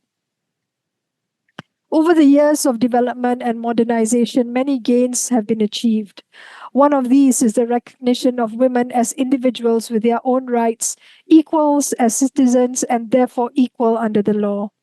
Yes, we still have a long way to go in many areas, but the women's movement globally has made remarkable progress in securing recognition in constitutions, laws, policies, and practices worldwide. However, the idea of women's equality is still not a shared value or experience for many women in many places. Traditional narratives claim that women and children must always be protected, and this often becomes a justification in multiple ways. Frequently, it results in limitations not only on mobility, movement, and participation, but also on ideas, expression, and voice, especially in moments when they face violence and injustice. The idea of protecting women and children doesn't effectively extend to those who have been harmed or are at risk of harm. Domestic violence remains the main source of fear that women and children face daily. We have seen the data on the increasing number of women and children killed due to domestic violence, with as many as 137 women and children dying every day. We know women and children face serious risks of violence during communal conflicts. These dangers intensify during war, as all the other speakers have shared, with so much evidence. In the genocide against Palestinians, even when women and children are not physically present, the aim to humiliate and dehumanize them remains evident, as shown in videos shared by the IOF soldiers. We will never forget the laughter, glee, and depravity. In the most recent bombing of a girls' school, primary school in Minab, Iran, we find no remorse. Similarly, there was no remorse either when Masa Amini died in police custody and the many women who were shot during the uprising of women, life, freedom. It's not just the danger of being killed by others, whether up close or from a distance, with missiles, bombs, and drones. Women and children are also at risk of malnutrition, sexual violence, disease, and high maternal and infant mortality rates, among other issues. Even when communities and nations send food and medicine, we have witnessed the cruelty of deliberately blocking this aid. Everything we say and do reflects intention, and there is no stronger proof of this than allowing people to starve and die when aid is within reach. When women unite, positive and constructive things happen. More women are stepping up and claiming spaces for conversations and organization. The way this evening has come together is already so inspiring, which shows that we can achieve and how we can progress together. But we still need more voices and more women to get involved. Connection and conversation are the key to creative and credible solutions. Inclusivity is essential for women to understand that there are spaces where they can express themselves and contribute. Intersectional approaches are crucial because women's experiences of access and discrimination vary. In an era of backlash against feminism, gender equality, and women's rights, women become increasingly vulnerable to technology facilitated gender based violence. It is vital that our collective efforts are intergenerational and inclusive to enable continuous learning, unlearning, and relearning. Violence and discrimination against women and girls are not new, but understanding them in current local and global contexts and analyzing them in light of community, national, regional, and international dynamics is necessary to organize, to shape narratives, to inspire creativity, and mobilize for action. This is essential to prevent regression or the need for reforms that promote more progressive and supportive policies for women. Safety, be it physical, mental, and emotional, is fundamental. Building credible solutions requires momentum, which begins with creating and sustaining safe spaces where women can be themselves and be accepted in all their diversity. Sometimes women remain on the fence because they agree with only one aspect and not everything. How do we make space for the one thing we agree on? And how can we turn this common ground into solidarity on other issues, pushing the demand forward? Noor-Jian and all her colleagues, in their effort to bring us together here to speak and learn from one another this evening, serve as an inspiring example of how women are leading, contributing, and influencing positive change. The key is to own our ideas and emotions, take charge of what we want to achieve, and create spaces for others to join us in solidarity, encouraging them to express themselves freely. Sometimes the journey from idea to reality can be completed in minutes, especially with a collective inspired to accomplish something together. Other times it takes longer. What we need to promote is women stepping into their power. For some reason, many women still hesitate to do this. Maybe it is out of fear of the unknown. We don't know what it would be like to own that power. Our experience with power has often been at the expense and disadvantage of women. Perhaps there is another way we can view power and use it more effectively and compassionately than men have done so for so many centuries. Power should and must be scrutinized and held accountable. It is not for the taking, but it should be owned because we all have the potential to make this world better, one step at a time. We all have the power to make that difference. Thank you so much, everyone, for all your solidarity, spirit, and very, very inspiring words and presence. Thank you. Thank you so much, Rosanna, for that very heartwarming message of peace grounded in realities. You know, we are having some background chit chat, all of us organizers. We are so moved and so touched. And you're, just this has been fantastic and memorable. Okay, with that, I am extremely delighted and honored to invite Amal Vadan from Palestine. Amal is the founder and chief editor of the Arab Gazette e-newspaper, a digital newspaper, and chairwoman of the Sheikh Hassan Foundation for Culture and Science. She did her master's in economics and PhD in political science. She's the coordinator for the One Democratic State Assembly towards Liberation and Return, and also a member of the steering committee for the of the Sovereignty and Solidarity Movement in West Asia. Amal is the founding member of the Unified National Leadership of the Intifada, 1987, and was the co-writer of its first statement, and also one of the founding members of the Palestinian Women, Youth and Workers Union. She was subjected to incarceration, house arrest, restriction from traveling for 10 years, and finally deported in 1990 to Jordan. My gosh, I mean, what a towering personality. First for so much, and just very, very happy you are here. Thank you, and over to you, Amal. Thank you very much, Ritash, and thanks for the organizers, the network of Together for Tranquility. This is a great opportunity, actually, to be with you all in this webinar, in this virtual conference, hoping that we might have the opportunity to meet in person and discuss further organizational steps. I'm so hopeful. I remain hopeful regardless of the hardship that we are living under, but we have to continue.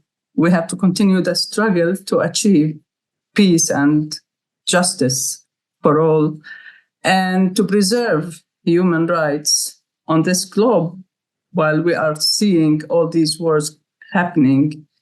And actually, we know who's behind this. Every one of us knows who's behind it. It's imperialism and global colonialism. And they have their arms everywhere, and they have their agents to work for them. So I'm going to brief you on the situation of Palestine and its interconnections with the region and the global arena. The current geopolitical atmosphere in occupied Palestine resembles that of the early 20th century and the 1948 ethnic cleansing war, when imperial powers prevailed in the aftermath of the First World War and the Second World War, with severe ramifications on Palestine and its most vulnerable among people, precisely women and children.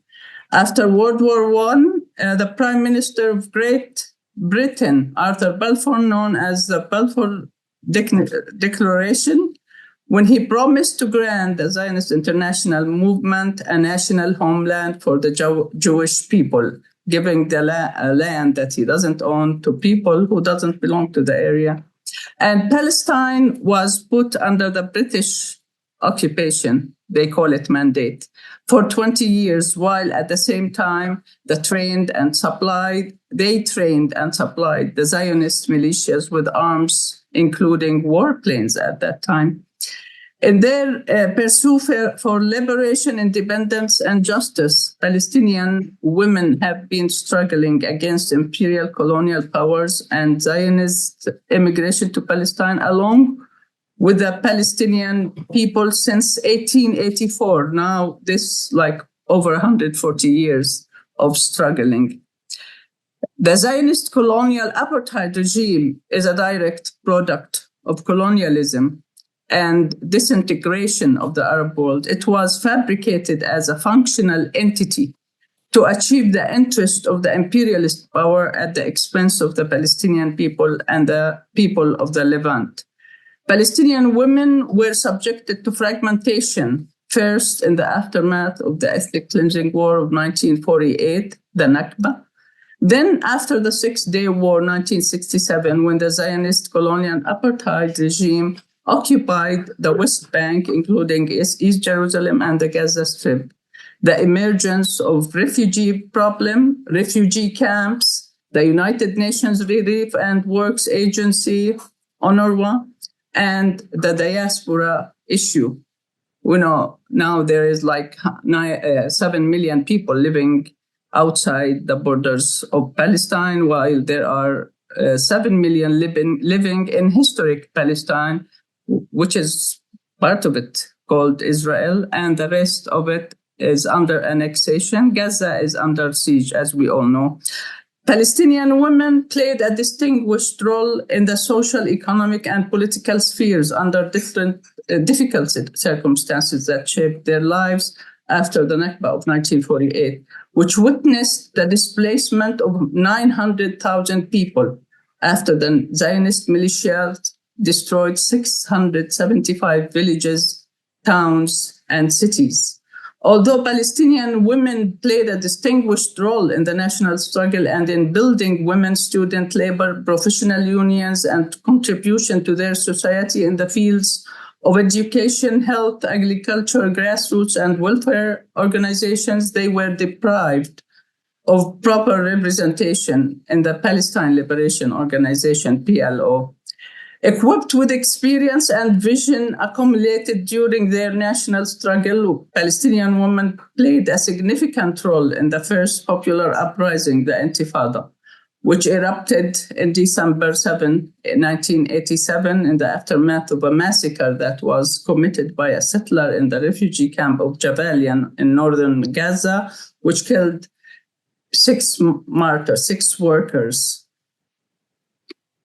Unfortunately, instead of supporting the unified national leadership of the Intifada, the PLO decided to engage in a conceded negotiation process discreetly without the knowledge or coordination with the UNLI. This strategic fatal decision is haunting us after 33 years of Oslo illusional peace, and proved the deception and betrayal by the Imperial West and their terror as well. Thus, Palestinian uprising continued to explode in 1996, the Tunnel Uprising, the October 2000 Uprising, 2008, 2009, the First War on Gaza, 2000, and again 2012 in Gaza, 2014, the uprising of 2015 all over the occupied territories of the West Bank and Gaza, the return marches in Gaza 2018, 2019, the war on Gaza 2021, the Arab strike, which paralyzed the 1948 occupied land. We're talking about the Palestinians who are continue to live in 1948 occupied area. And they are like 1.8 million people, Palestinians who are living there, and the Israelis consider them Israelis, in brackets.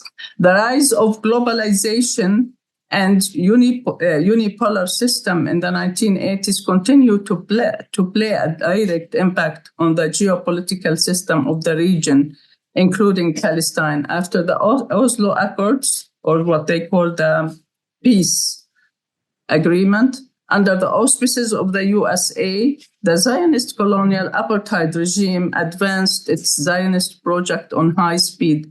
The number of Zionist colonists and colonies quadrupled. Expropriation of Palestinian lands increased tremendously, and West Bank annexation is imposed by de facto. Life under siege and genocide in Gaza. Women of Gaza faced 17 years of complete siege before October 7, 2023, the Al-Aqsa flood, and endured unprecedented genocidal war ever globally. Unimaginable aggression where women bear full responsibility and consequences of an endless war under the watch of the complicit terrorist regime in the White House and the West, namely the EU countries.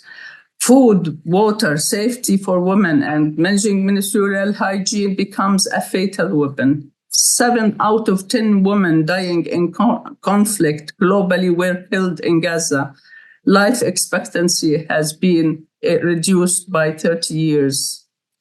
Since October 2023, more than 28,000 women and girls have been killed, 78,518 injured, over 1 million women and girls displaced, many multiple times, women holding communities together, bearing invisible scars. More than 58,600 households in Gaza are now headed by women. And remember, this is not the first time that the people of Gaza are witnessing ethnic cleansing.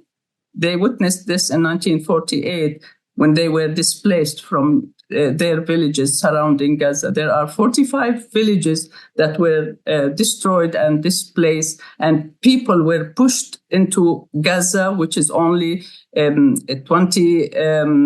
362 square kilometers, while there are 58 settlements surrounding Gaza, Zionist settlements, and with a size of the lands that they are occupying is double the size of Gaza.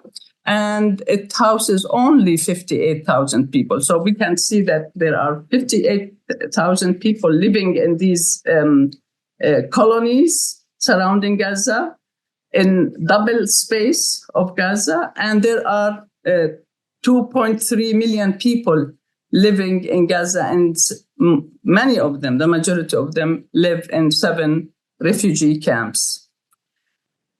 Life in occupied West Bank is a highly fragmented territory characterized by severe restrictions on movement, ongoing military operations, and expanding Israeli settlements. For Palestinians, daily life is defined by navigating a complex system of military checkpoints, physical barriers, and legal dualism. Physical and administrative fragmentation. The territory is divided into 3 administrative areas under the 1993 Oslo Accords.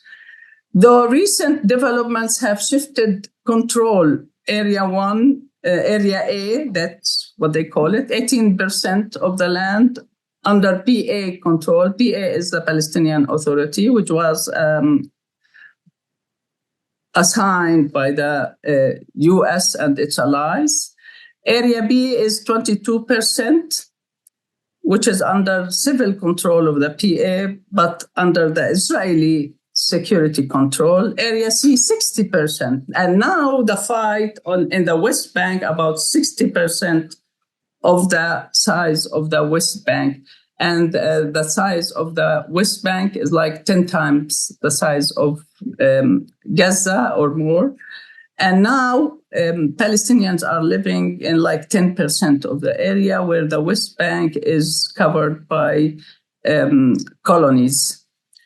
This area contains most of the West Bank agricultural land and natural resources. So we can see that the agricultural land and natural resources now are under the control of the Zionist colonial regime. The barrier, or as we call it, the discrimination wall, a 712-kilometer wall and fence system cuts deep into the West Bank, isolating some Palestinian communities in seam zones and separating East Jerusalem from the rest of the territory. So we are actually living in Bantustans now. And during the last war against Iran, the Israelis are putting metal gates to separate each city from the rest of the cities, and to separate the cities, the major cities, from the rural areas and villages. So we are living actually in an open prison. We cannot move from one city to another unless the gates are open, and now under the war circumstances they are not. We can't travel outside. It was hard for us to travel outside, and it is hard for me personally to travel without being stopped and interrogated at the checking cross points. Daily life and movement in the West Bank is very complicated with these military checkpoints, and people cannot go to their farms to cultivate olive oil, for example. So life becomes really unbearable under these situations. Human rights and security has deteriorated significantly in 2024, 2025, and now it's even more than that. This is according to OCHA, which is a UN organization. Military operations. I live in Al-Bire. Al-Bire and Ramallah are, we can say, the de facto capital of what they think is the Palestinian state, where there is no Palestinian state. If you want to have a state, it has to be sovereign, and we don't have any sovereignty whatsoever. And the headquarters of the Israeli army is just 1 kilometer away from where I live. and it's controlling everything, even the Palestinian Authority. In military operations in refugee camps like Jenin and Tulkarem, a year ago, 14 months ago, actually, in January 2025, the refugees were completely destroyed. 35 to 40,000 people were displaced. And again, this is in the West Bank, this is in the occupied West Bank. And this is the second Nakba for these Palestinians who were evacuated by force from Haifa and its surrounding villages and were pushed to these refugee camps. Settler violence, this is again the same militias that were created in the early 20th century, from 1908 till 1948. Afterwards, these militias, Zionist militias, were called the Israeli Defense Army. Now they are using the same technique, the same military operational crimes against Palestinians. These settlers carry weapons, and they are like a paramilitary. They are under the control of the military. So whenever they attack any village in the area, like we are in our city here, our city of Albira, there is 2 major settlements. And these settlers occupy the top of the mountain, and they prevent the farmers and they prevent the owners of the land to go and plant their farms. So land confiscation continues, and we remained even prisoners in our own town with restrictions all around the city. Economic and social impact, it's increasing. The economic decline of 17% GDP in 2024, now it's increasing even more. Unemployment was 35%, now it's over 50%. And we can imagine the life of the people in the West Bank being locked from work, being prevented from traveling, and have no work, no income whatsoever. Even the Palestinian Authority itself has no money to give salaries to its employees. The International Court of Justice, ICJ, ruled in 2024 that Israel's continued presence in the West Bank is unlawful and violates international prohibitions on racial segregation and apartheid. In 2024, there were 645 military checkpoints. Now it's going beyond 900. I spoke about this a minute ago. The city of Hebron lost 20% of its land to Kiryat Arba colony. And Palestinians, 39,000 Palestinians are living between checkpoints, and they have to go to their homes back and forth through metal and razor checkpoints. Jerusalem. In occupied Jerusalem, we can't enter Jerusalem. Jerusalem is locked from the West Bank. No one can enter Jerusalem from the West Bank. And the Gazans, before the last war and before the siege of 17 years, were not allowed to come to Jerusalem. Even if they wanted to come to the West Bank, they have to have permits. Permits is another procedure, another measure that the Zionist occupation is imposing on Palestinians. And in addition to the discrimination wall that we talked about, Jerusalem is being isolated totally. And expropriation of land continues tremendously. Jerusalem now is surrounded by colonies from all parts, but still Palestinians there did not leave the city. And what we know about our people, that they don't leave the land. They belong to Palestine, and they have a long history. They have a civilization. It goes back to thousands and thousands of years. So now the current apartheid Zionist government is trying, not from now, from years, to transform the struggle from a national struggle, people who are oppressed, people who are colonized, against the colonizers. They now try to switch this conflict and turn it into a religious conflict, which is untrue. Actually, the whole Zionist state as a functional base or a military base for the imperialism and now for the USA has used superstitious stories about God promised them the land. Remember, they use a promised land, and they use a vacant land for people without land.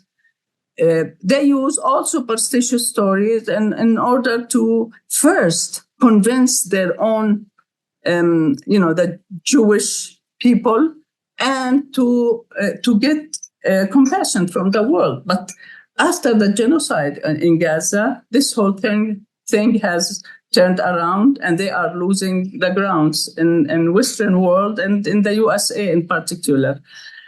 Under international law, the Israeli authorities have the obligation to facilitate the free movement of Palestinians within the occupied Palestine territories, including East Jerusalem.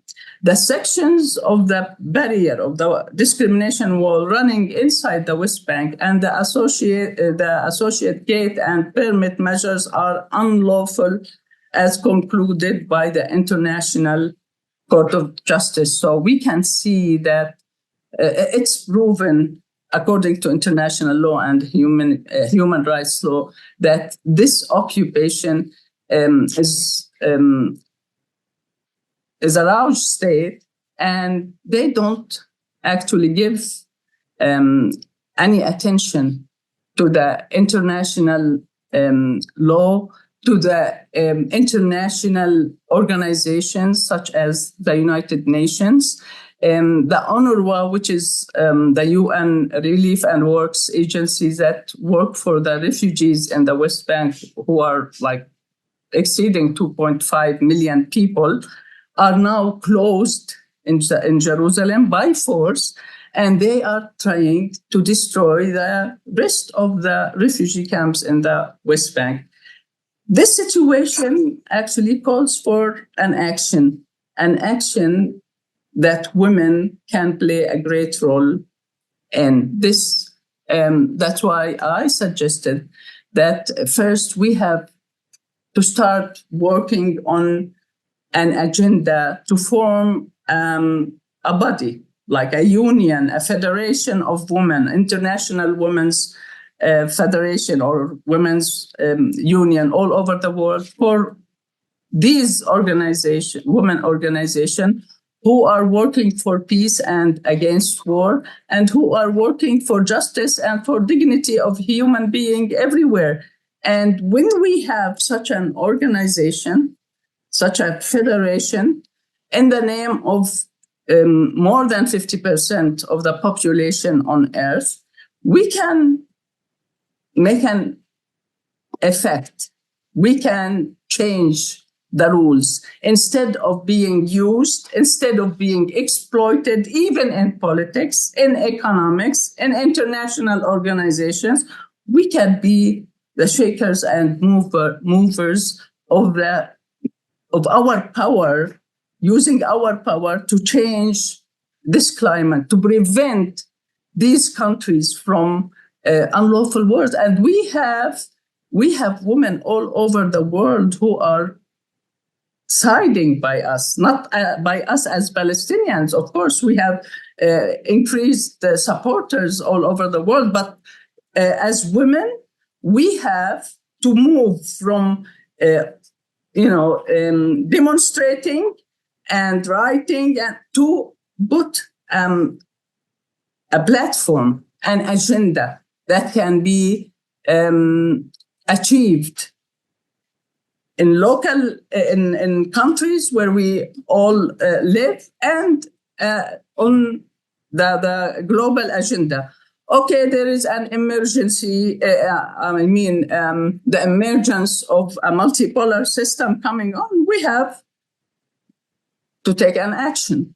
Are we going to watch and see the fight between the old world system and the multipolar new system?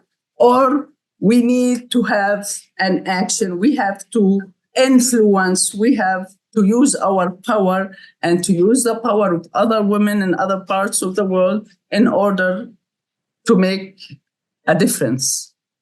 Thank you.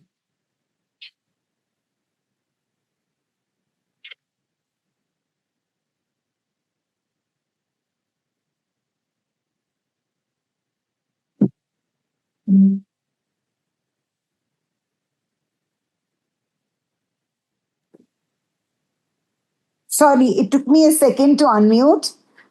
Thank you so much, Amal, for your very stirring and insightful presentation. It was like very important. Nothing like hearing from the persons, in West Asia. And we hope, against hope, that the genocide there and elsewhere would end and people are restored, not just rehabilitated.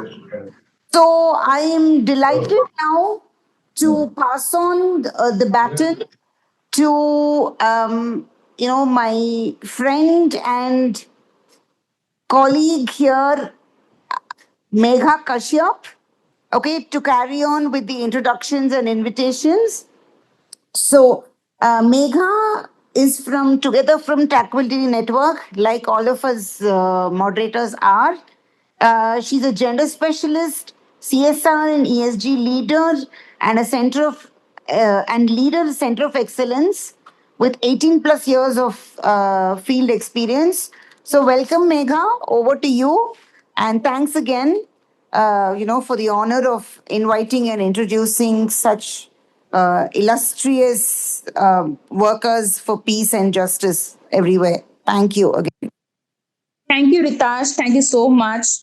Now it is my great honor to invite distinguished speaker from Pakistan, Fiza Hussain. Fiza Hussain is a human rights activist and civil society member dedicated to advancing social inclusion, gender equality, and minority rights. Currently, she is working as a program coordinator with Community World Service Asia and leading a portfolio of advocacy for legislative reforms to protect the legal rights of marginalized communities and advance their political participations in Pakistan. Her work bridges the linkage between government legal experts and civil society to ensure effective project implementation and advocacy. International non-profit organization, she specializes in improving access to justice, youth empowerment, and local governance. She is passionate about driving systematic change.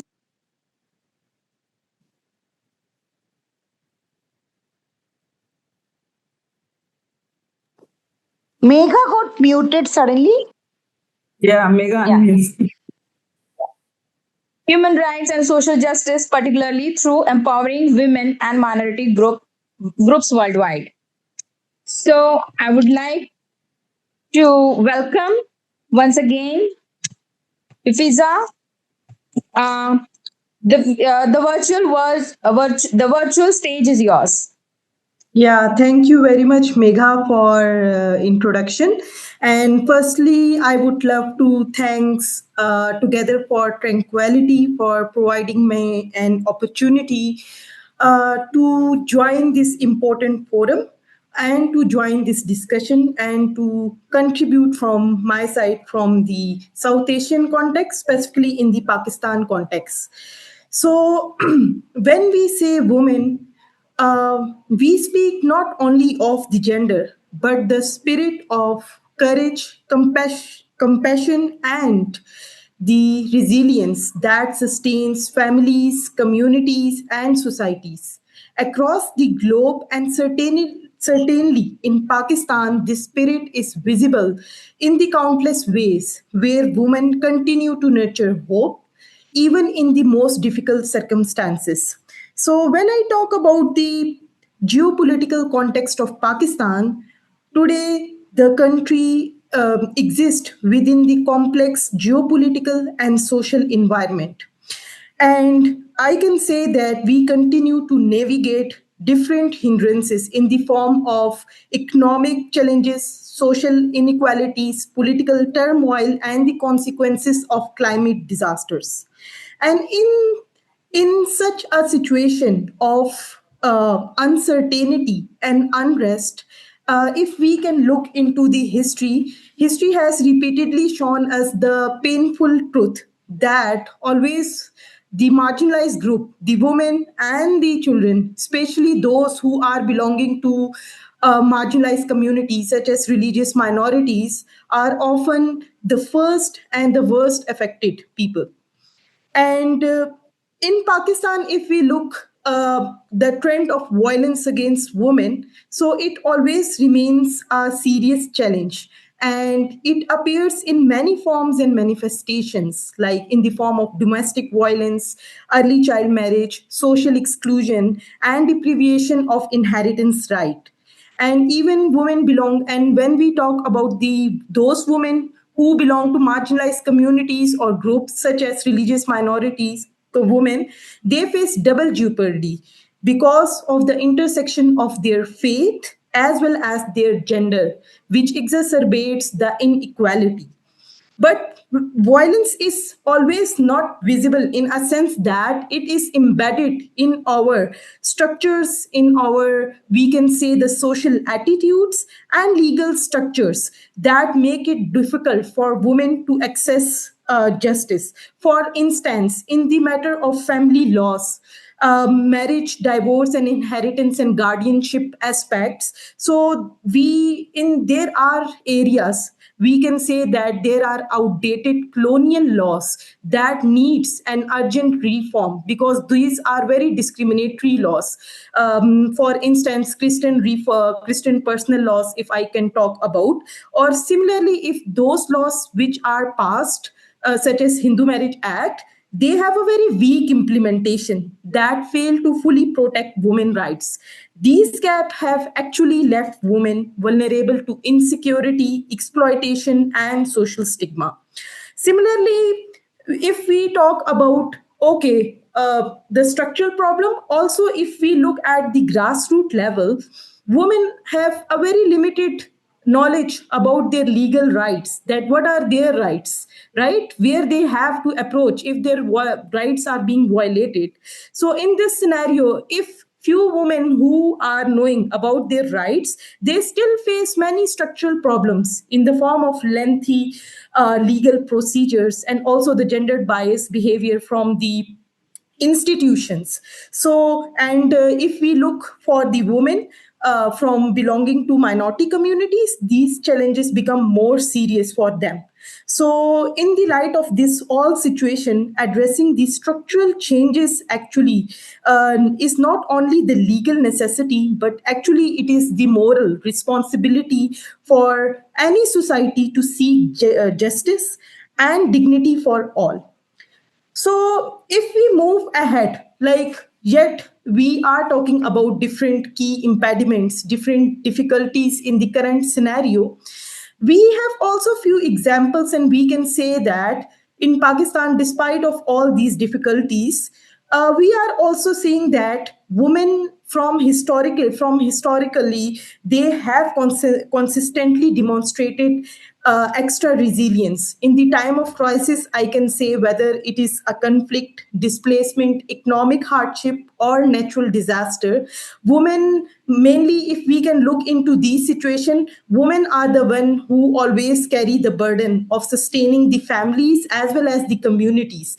But if we can look to their role, they serve as a caregiver, as an educator, as an advocate, and also as a community leader, often without their recognition in our society. This brings us a very important question in all of our mind, that in the current scenario and in the current world, where the world is actually confronted with violence and conflicts, are women ready to move forward and shape credible solutions? So for this question, I have an answer yes. I have a clear answer yes, because across the country, women are already contributing towards leading change. For example, they are now serving in parliament, advocating for legal reforms, leading civil society initiative, practicing in law field, reporting the truth through journalism, and mobilizing community at the grassroots level. Their leadership is strengthening democracy, promoting justice, and creating pathways for peace. So moving forward, if we can look to the role of women in social cohesion and peace building, we can see that yes, because there's significant role there, because in Pakistan there are different advocacy forums at both national level and the provincial level, where we can see the inclusive participation of women, and in result of their continuous advocacy efforts for years, actually they are in result of their advocacy efforts, the change to some extent has been come in the form of legislative efforts, which I think that can be taken more. For example, the enactment of Hindu Marriage Act, but I think that its implementation is still weak and we have to further work on it. But on the one side, I can say that these advocacy groups, where they have a say, they have the representation, where they can advocate for their rights. We need to strengthen these kind of advocacy forums at the national level and at the provincial level.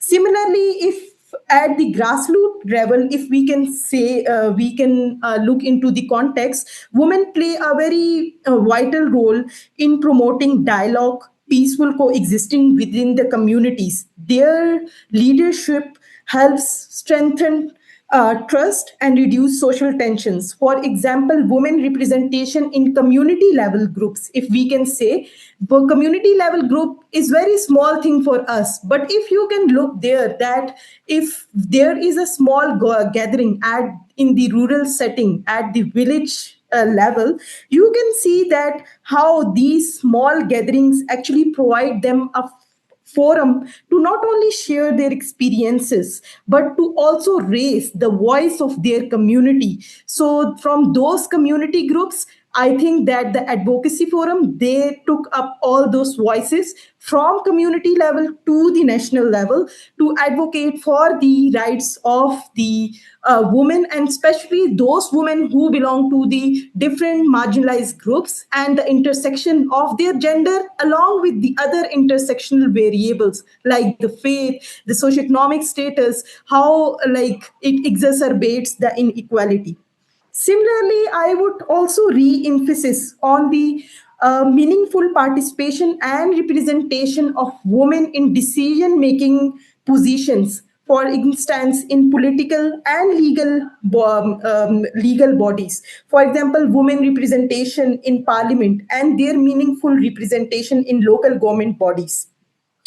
Because if we look into it, yes, women representation is there, but we more emphasize that there shouldn't be a tokenistic presentation. Instead of it, there must be a meaningful representation where they can take up their concerns to the parliament. Similarly, in the country context, the representation of those women who belonging to a religious minority community is still, I can say, a challenging in our context. But however, there are very few examples I can say of a very strong woman who belong to different marginalized group, and they actually came up and rose the voice of their community at the parliament floor to make a real change for their communities. So yes, I must like again re-emphasis on the significant meaningful participation of women in decision making positions. So in to conclude, if I can reflect on the theme women rise against violence and war, actually it let us give us the understanding that rising means more than resistance. It means that we should stand together for justice, dignity, and equality. It means actually challenging the current discriminatory practices, strengthening laws that protect women, and ensuring that women and girls can live without fear. Like there must be a very meaningful participation from like community level to the provincial to the national level, and then they must have the meaningful representations at the decision making bodies so they can actually their voices can be listened. And when we talk about the women, then I can say that women from all the different groups. Yes, so it's from my side. Thank you very much. Thank you. Thank you so much, Fiza, for the wonderful, insightful, your session. And you have also mentioned that community level, the voices to reach to community level to the national level. And that's what also we are working for. Thank you so much once again. Without further delay, I would like to invite next speaker from Sri Lanka, Sarah. Sarah Arumugam, attorney at law, head social justice and legislation. She is an accomplished human rights lawyer and peace builder with over 20 years of professional experience in civil legislation, strategic project management, advocacy, and social justice initiatives. Sarah is an experienced leader in transitional justice, social cohesion, interfaith dialogue, women's political, strategic planning, skills, and community mobilization experience, and has designed and delivered training dialogues for diverse groups across Sri Lanka. So I would like to once again invite Sarah. The virtual stage is yours. Thank you. Thank you. Good day to everyone joining us from different parts of the world. On International Women's Month, I would say. I cannot say day because we have already, passed the day. So we are gathered not only to celebrate the strength and resilience of women, but we also gathered here to reflect the urgent challenges facing our world today. I would like to begin with a story. Several years after the end of the civil war in Sri Lanka, I met a mother in the northern part of Sri Lanka who had been searching for her forcibly disappeared son for many years. Like many other mothers, she stood by the roadside holding his photographs during peaceful protest, asking for answers. She told me quietly, "The war may have ended, but for us, the waiting has never ended." Her words remind us of painful truth The end of war does not automatically mean the arrival of peace. Peace requires truth, justice, healing, and dignity.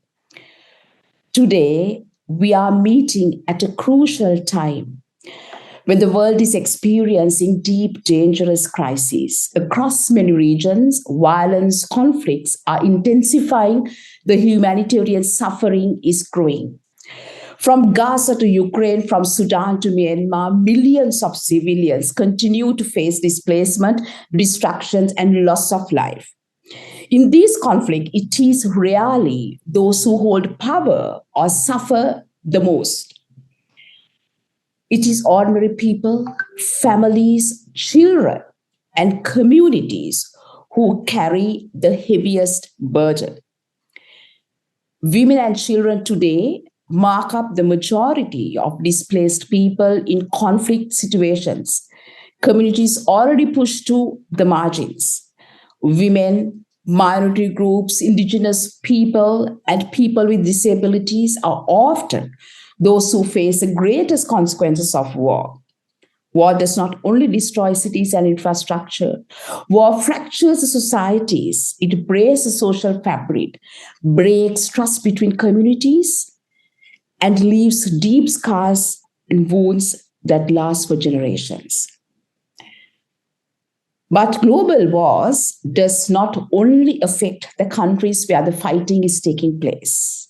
Today we can see that. They also deeply affect smaller nations that find themselves navigating complex geopolitical pressures. For countries like Sri Lanka, global conflict often creates difficult choices between diplomacy and geopolitical pressure and humanitarian consideration.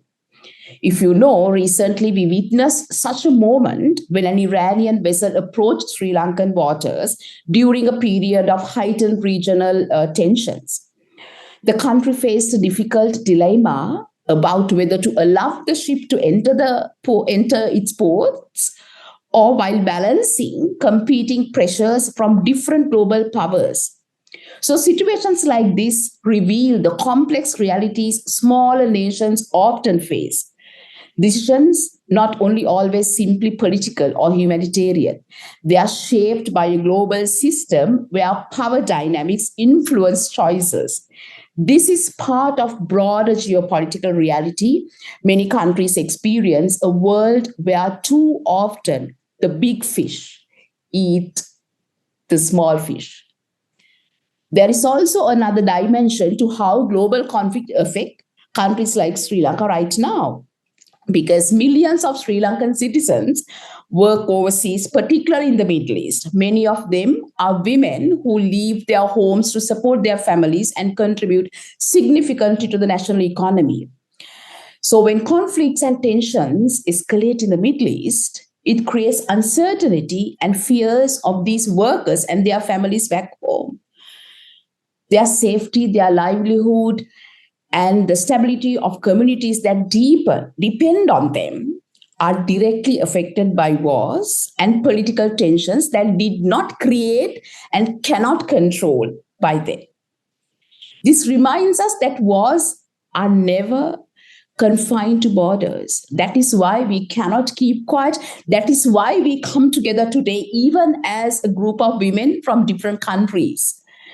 We cannot be silent. We need to come forward, because there's consequences ripple across the world, affecting societies far beyond the immediate conflict zones.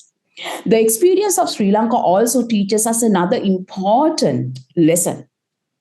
Even years after the Sri Lankan Civil War, many families are still searching for missing loved ones.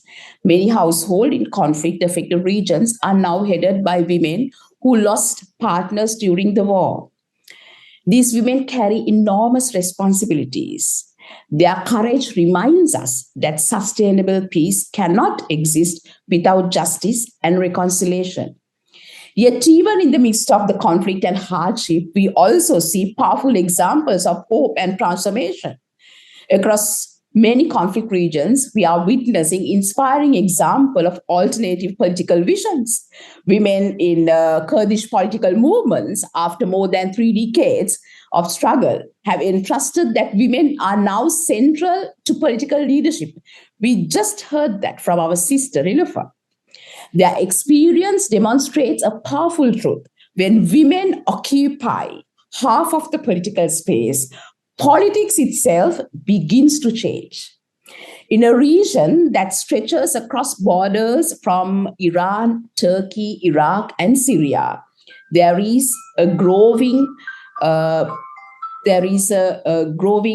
tension, and also we also need to broaden the bridge for dialogue and also cooperation and peace. At a time when sorry, I think you cannot see me because I just had a power failure, so I'm just going to off my, okay, it came back, sorry. So at the same time, when global politics often still resembles the older reality where the big fish eats the small fish, such movements reminds us that another path is possible, a democratic transformation grounded in dignity, justice, dialogue, and coexistence. But this transformation cannot remain confined to one region alone. That is why we are here today. Women across Asia must also become the game changers in shaping the future of politics in peace. Across our continent, from South Asia to Southeast Asia and the Middle East, women have long sustained our communities during conflict, protected human rights, and led movements for justice. We know in Sri Lanka, it is women who move the agenda for justice. They are the ones who are taking the initiative. They are the ones who are asking the difficult questions. Yet, too often, they remain absent from the spaces where decisions about war and peace are made. If we are serious about building a more powerful, peaceful world, women must not only be included in political process, they must help reshape them. Because when women lead, politics begins to move away from domination and confrontation and towards dialogue, cooperation, and sustainable peace. The crisis we face today also forces us to take a deeper question, ask about deep questions regarding the global system that shape our world. Too often, international politics is driven by power struggles, militarization, and economic competition. Smaller nations are vulnerable. Communities become the battlegrounds for larger geopolitical interests. Especially, we experience that in Sri Lanka. This is the reality many describe as a world where the big fish eats the small fish. We are small fish, but we are powerful. Together, our power is enormous. But humanity cannot continue to accept a global order where power determines whose lives matter and whose suffering is ignored. So why we need a new world order? We really need a new world order now. It is the time for a new world order. The reality we face today forces us to ask difficult but necessary questions. Can the current global systems truly deliver peace and justice? Too often, the international system is shaped by power politics, militarization, economic competition, and unequal global structures. The ideals of the Universal Declaration of Human Rights remain unfulfilled for millions. Who is questioning about this? Where is the power of UN? Where is UN? We need to ask these difficult questions. The principle of international humanitarian law are repeatedly violated in conflicts. There is a genocide happening. Where is the law? Who is coming forward? How many countries are supporting? South Africa brought in the case, but how many countries are supporting? So these are the difficult questions that we need to ask.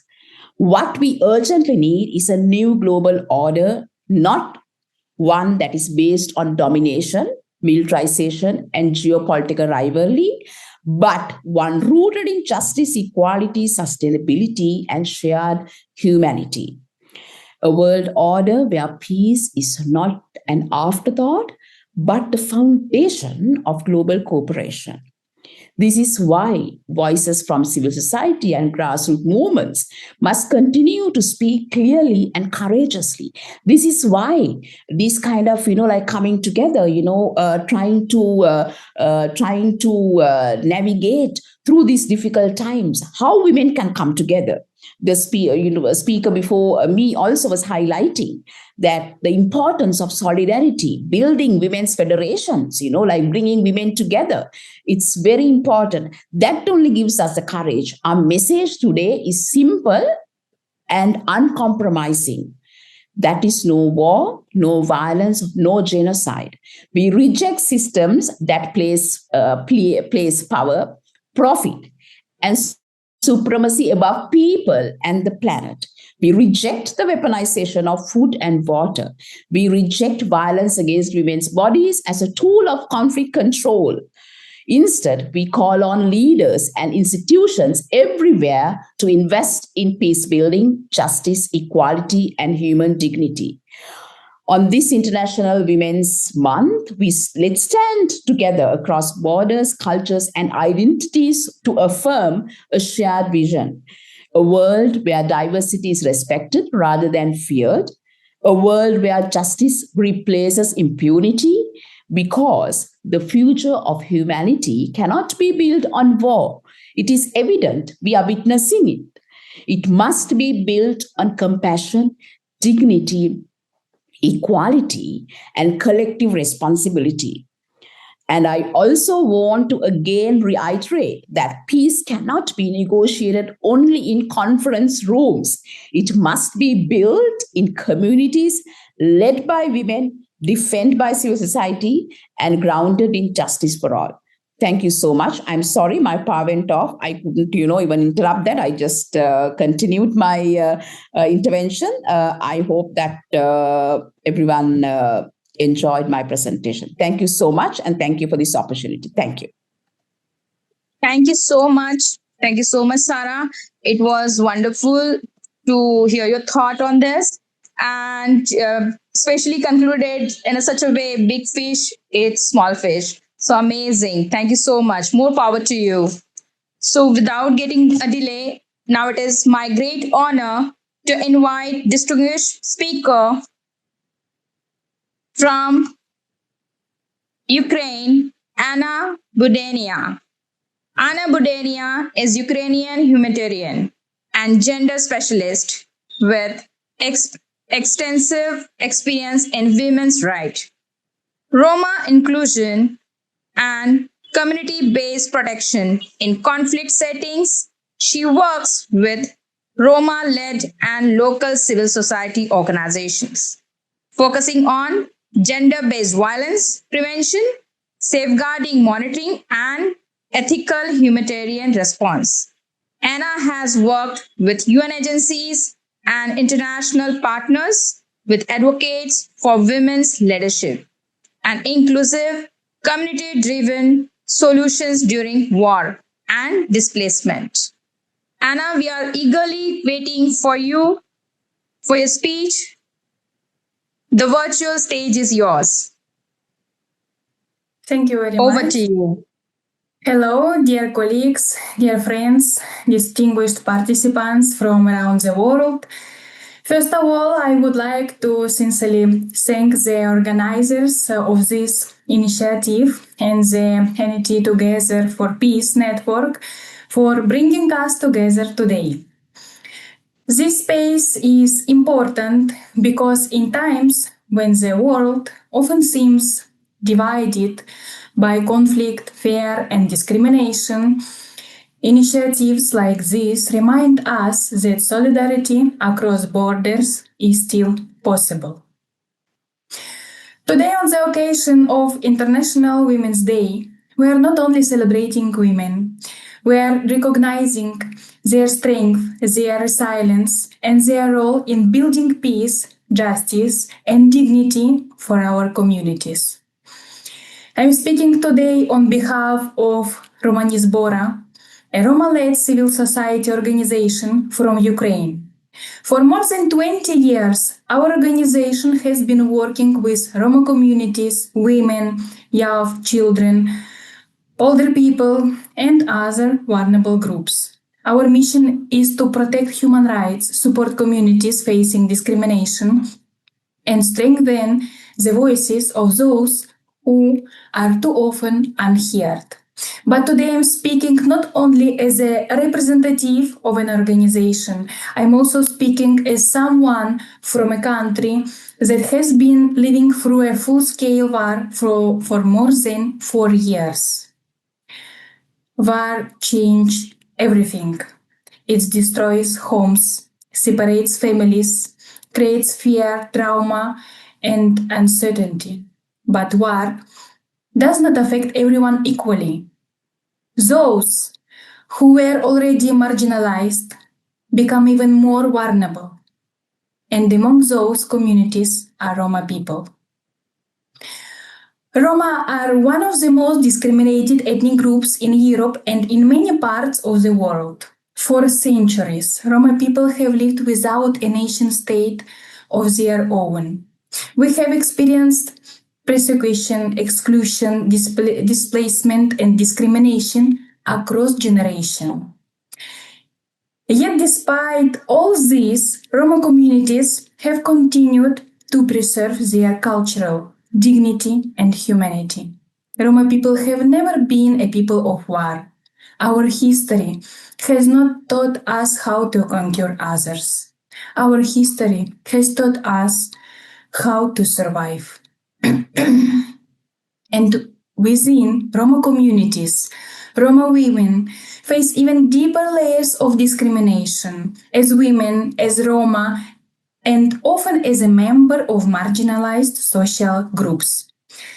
This is why our organization places strong emphasis on the empowerment, protection, and leadership of Roma women.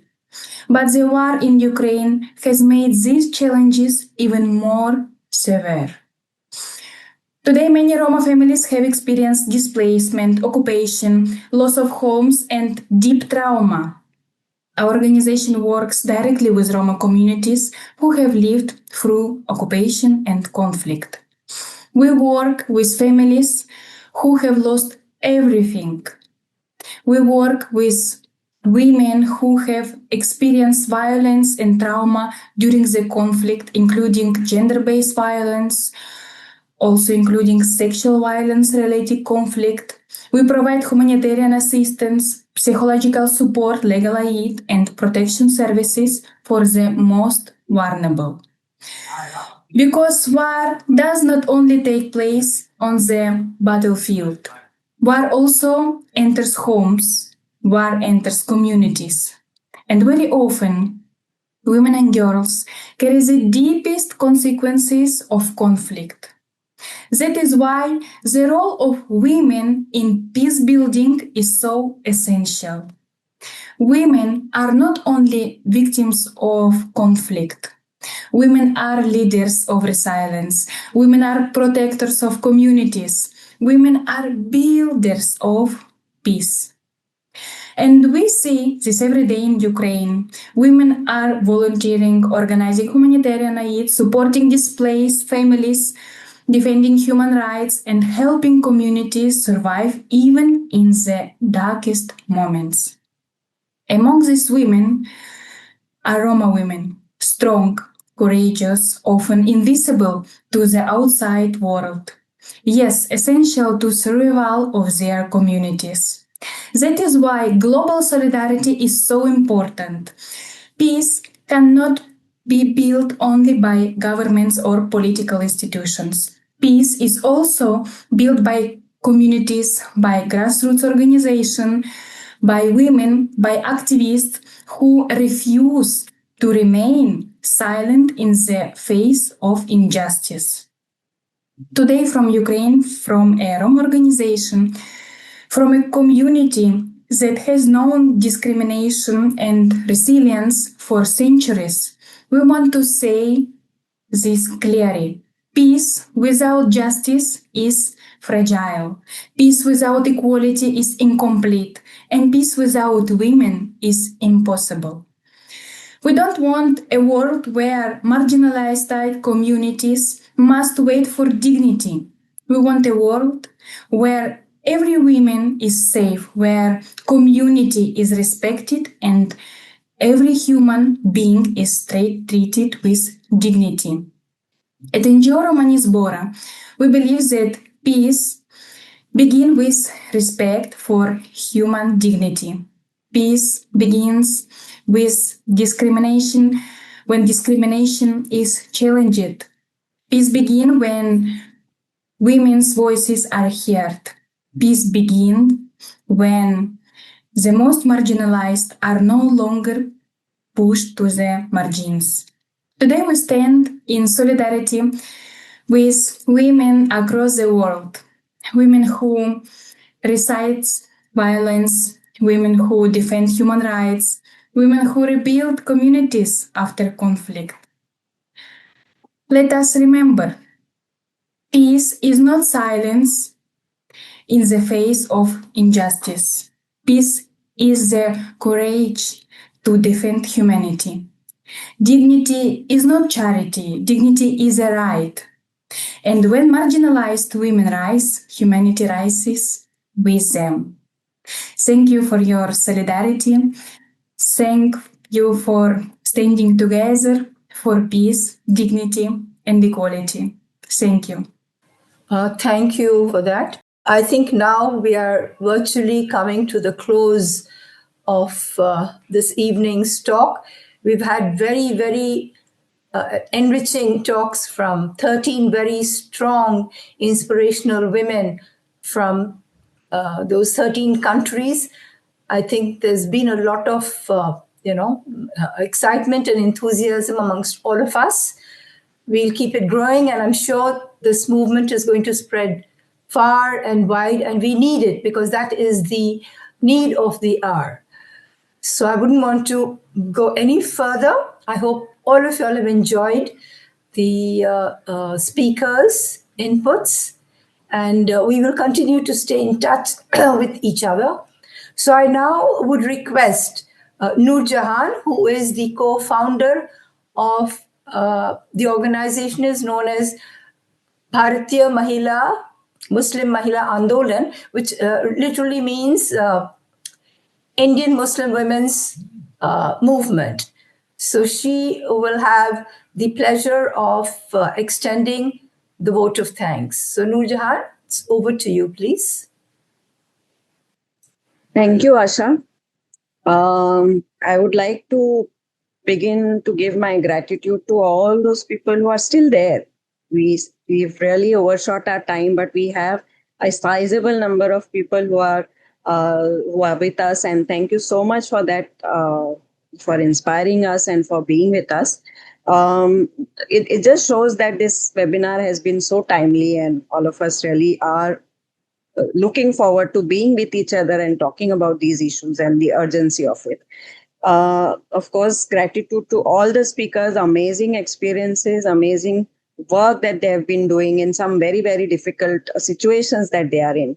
But they took time, they came in, they shared so much, and we really overshot the time. We didn't have the heart to stop them in the middle of their conversation. So thank you so much, all of our speakers. Amazing participants, all of you within your chat boxes that have been sharing your experiences, your notes, your words of encouragement. Thank you so much, all of you. Special thanks to Priyanka and Madhuri for the sign language communication. It helped us reach out to so many more people. We would like to thank all the people who showed us their solidarity by adjusting their iftar timings. We are sorry as organizers that we couldn't really manage that part of it. We had to adhere to the international time, and some of our sisters who are brothers who are fasting had to adjust their iftar, this webinar with their iftar timing, and they managed it well, I guess. Thank you so much for adjusting and for being with us. Apologies, but we didn't have a choice. For all the countries, for all the speakers who came in towards the end. We arranged the entire schedule in a way that in an alphabetical order. So some of us had to come in the end. Thank you so much for being patient with us and for being with us. And so we end this webinar here. Thank you all so much. And together we need to give out a call to all these world leaders that we don't need war, we don't need violence, we don't need genocide. Let us amplify our voices. The statement will be shared with all of you. Please share that statement widely amongst your groups, across your social media groups. Also, let's give us a commitment to ourselves today that we will continue to meet digitally and otherwise to reclaim our space, to reclaim our voices, to give out a call for peace, love, and humanity. Thank you so much.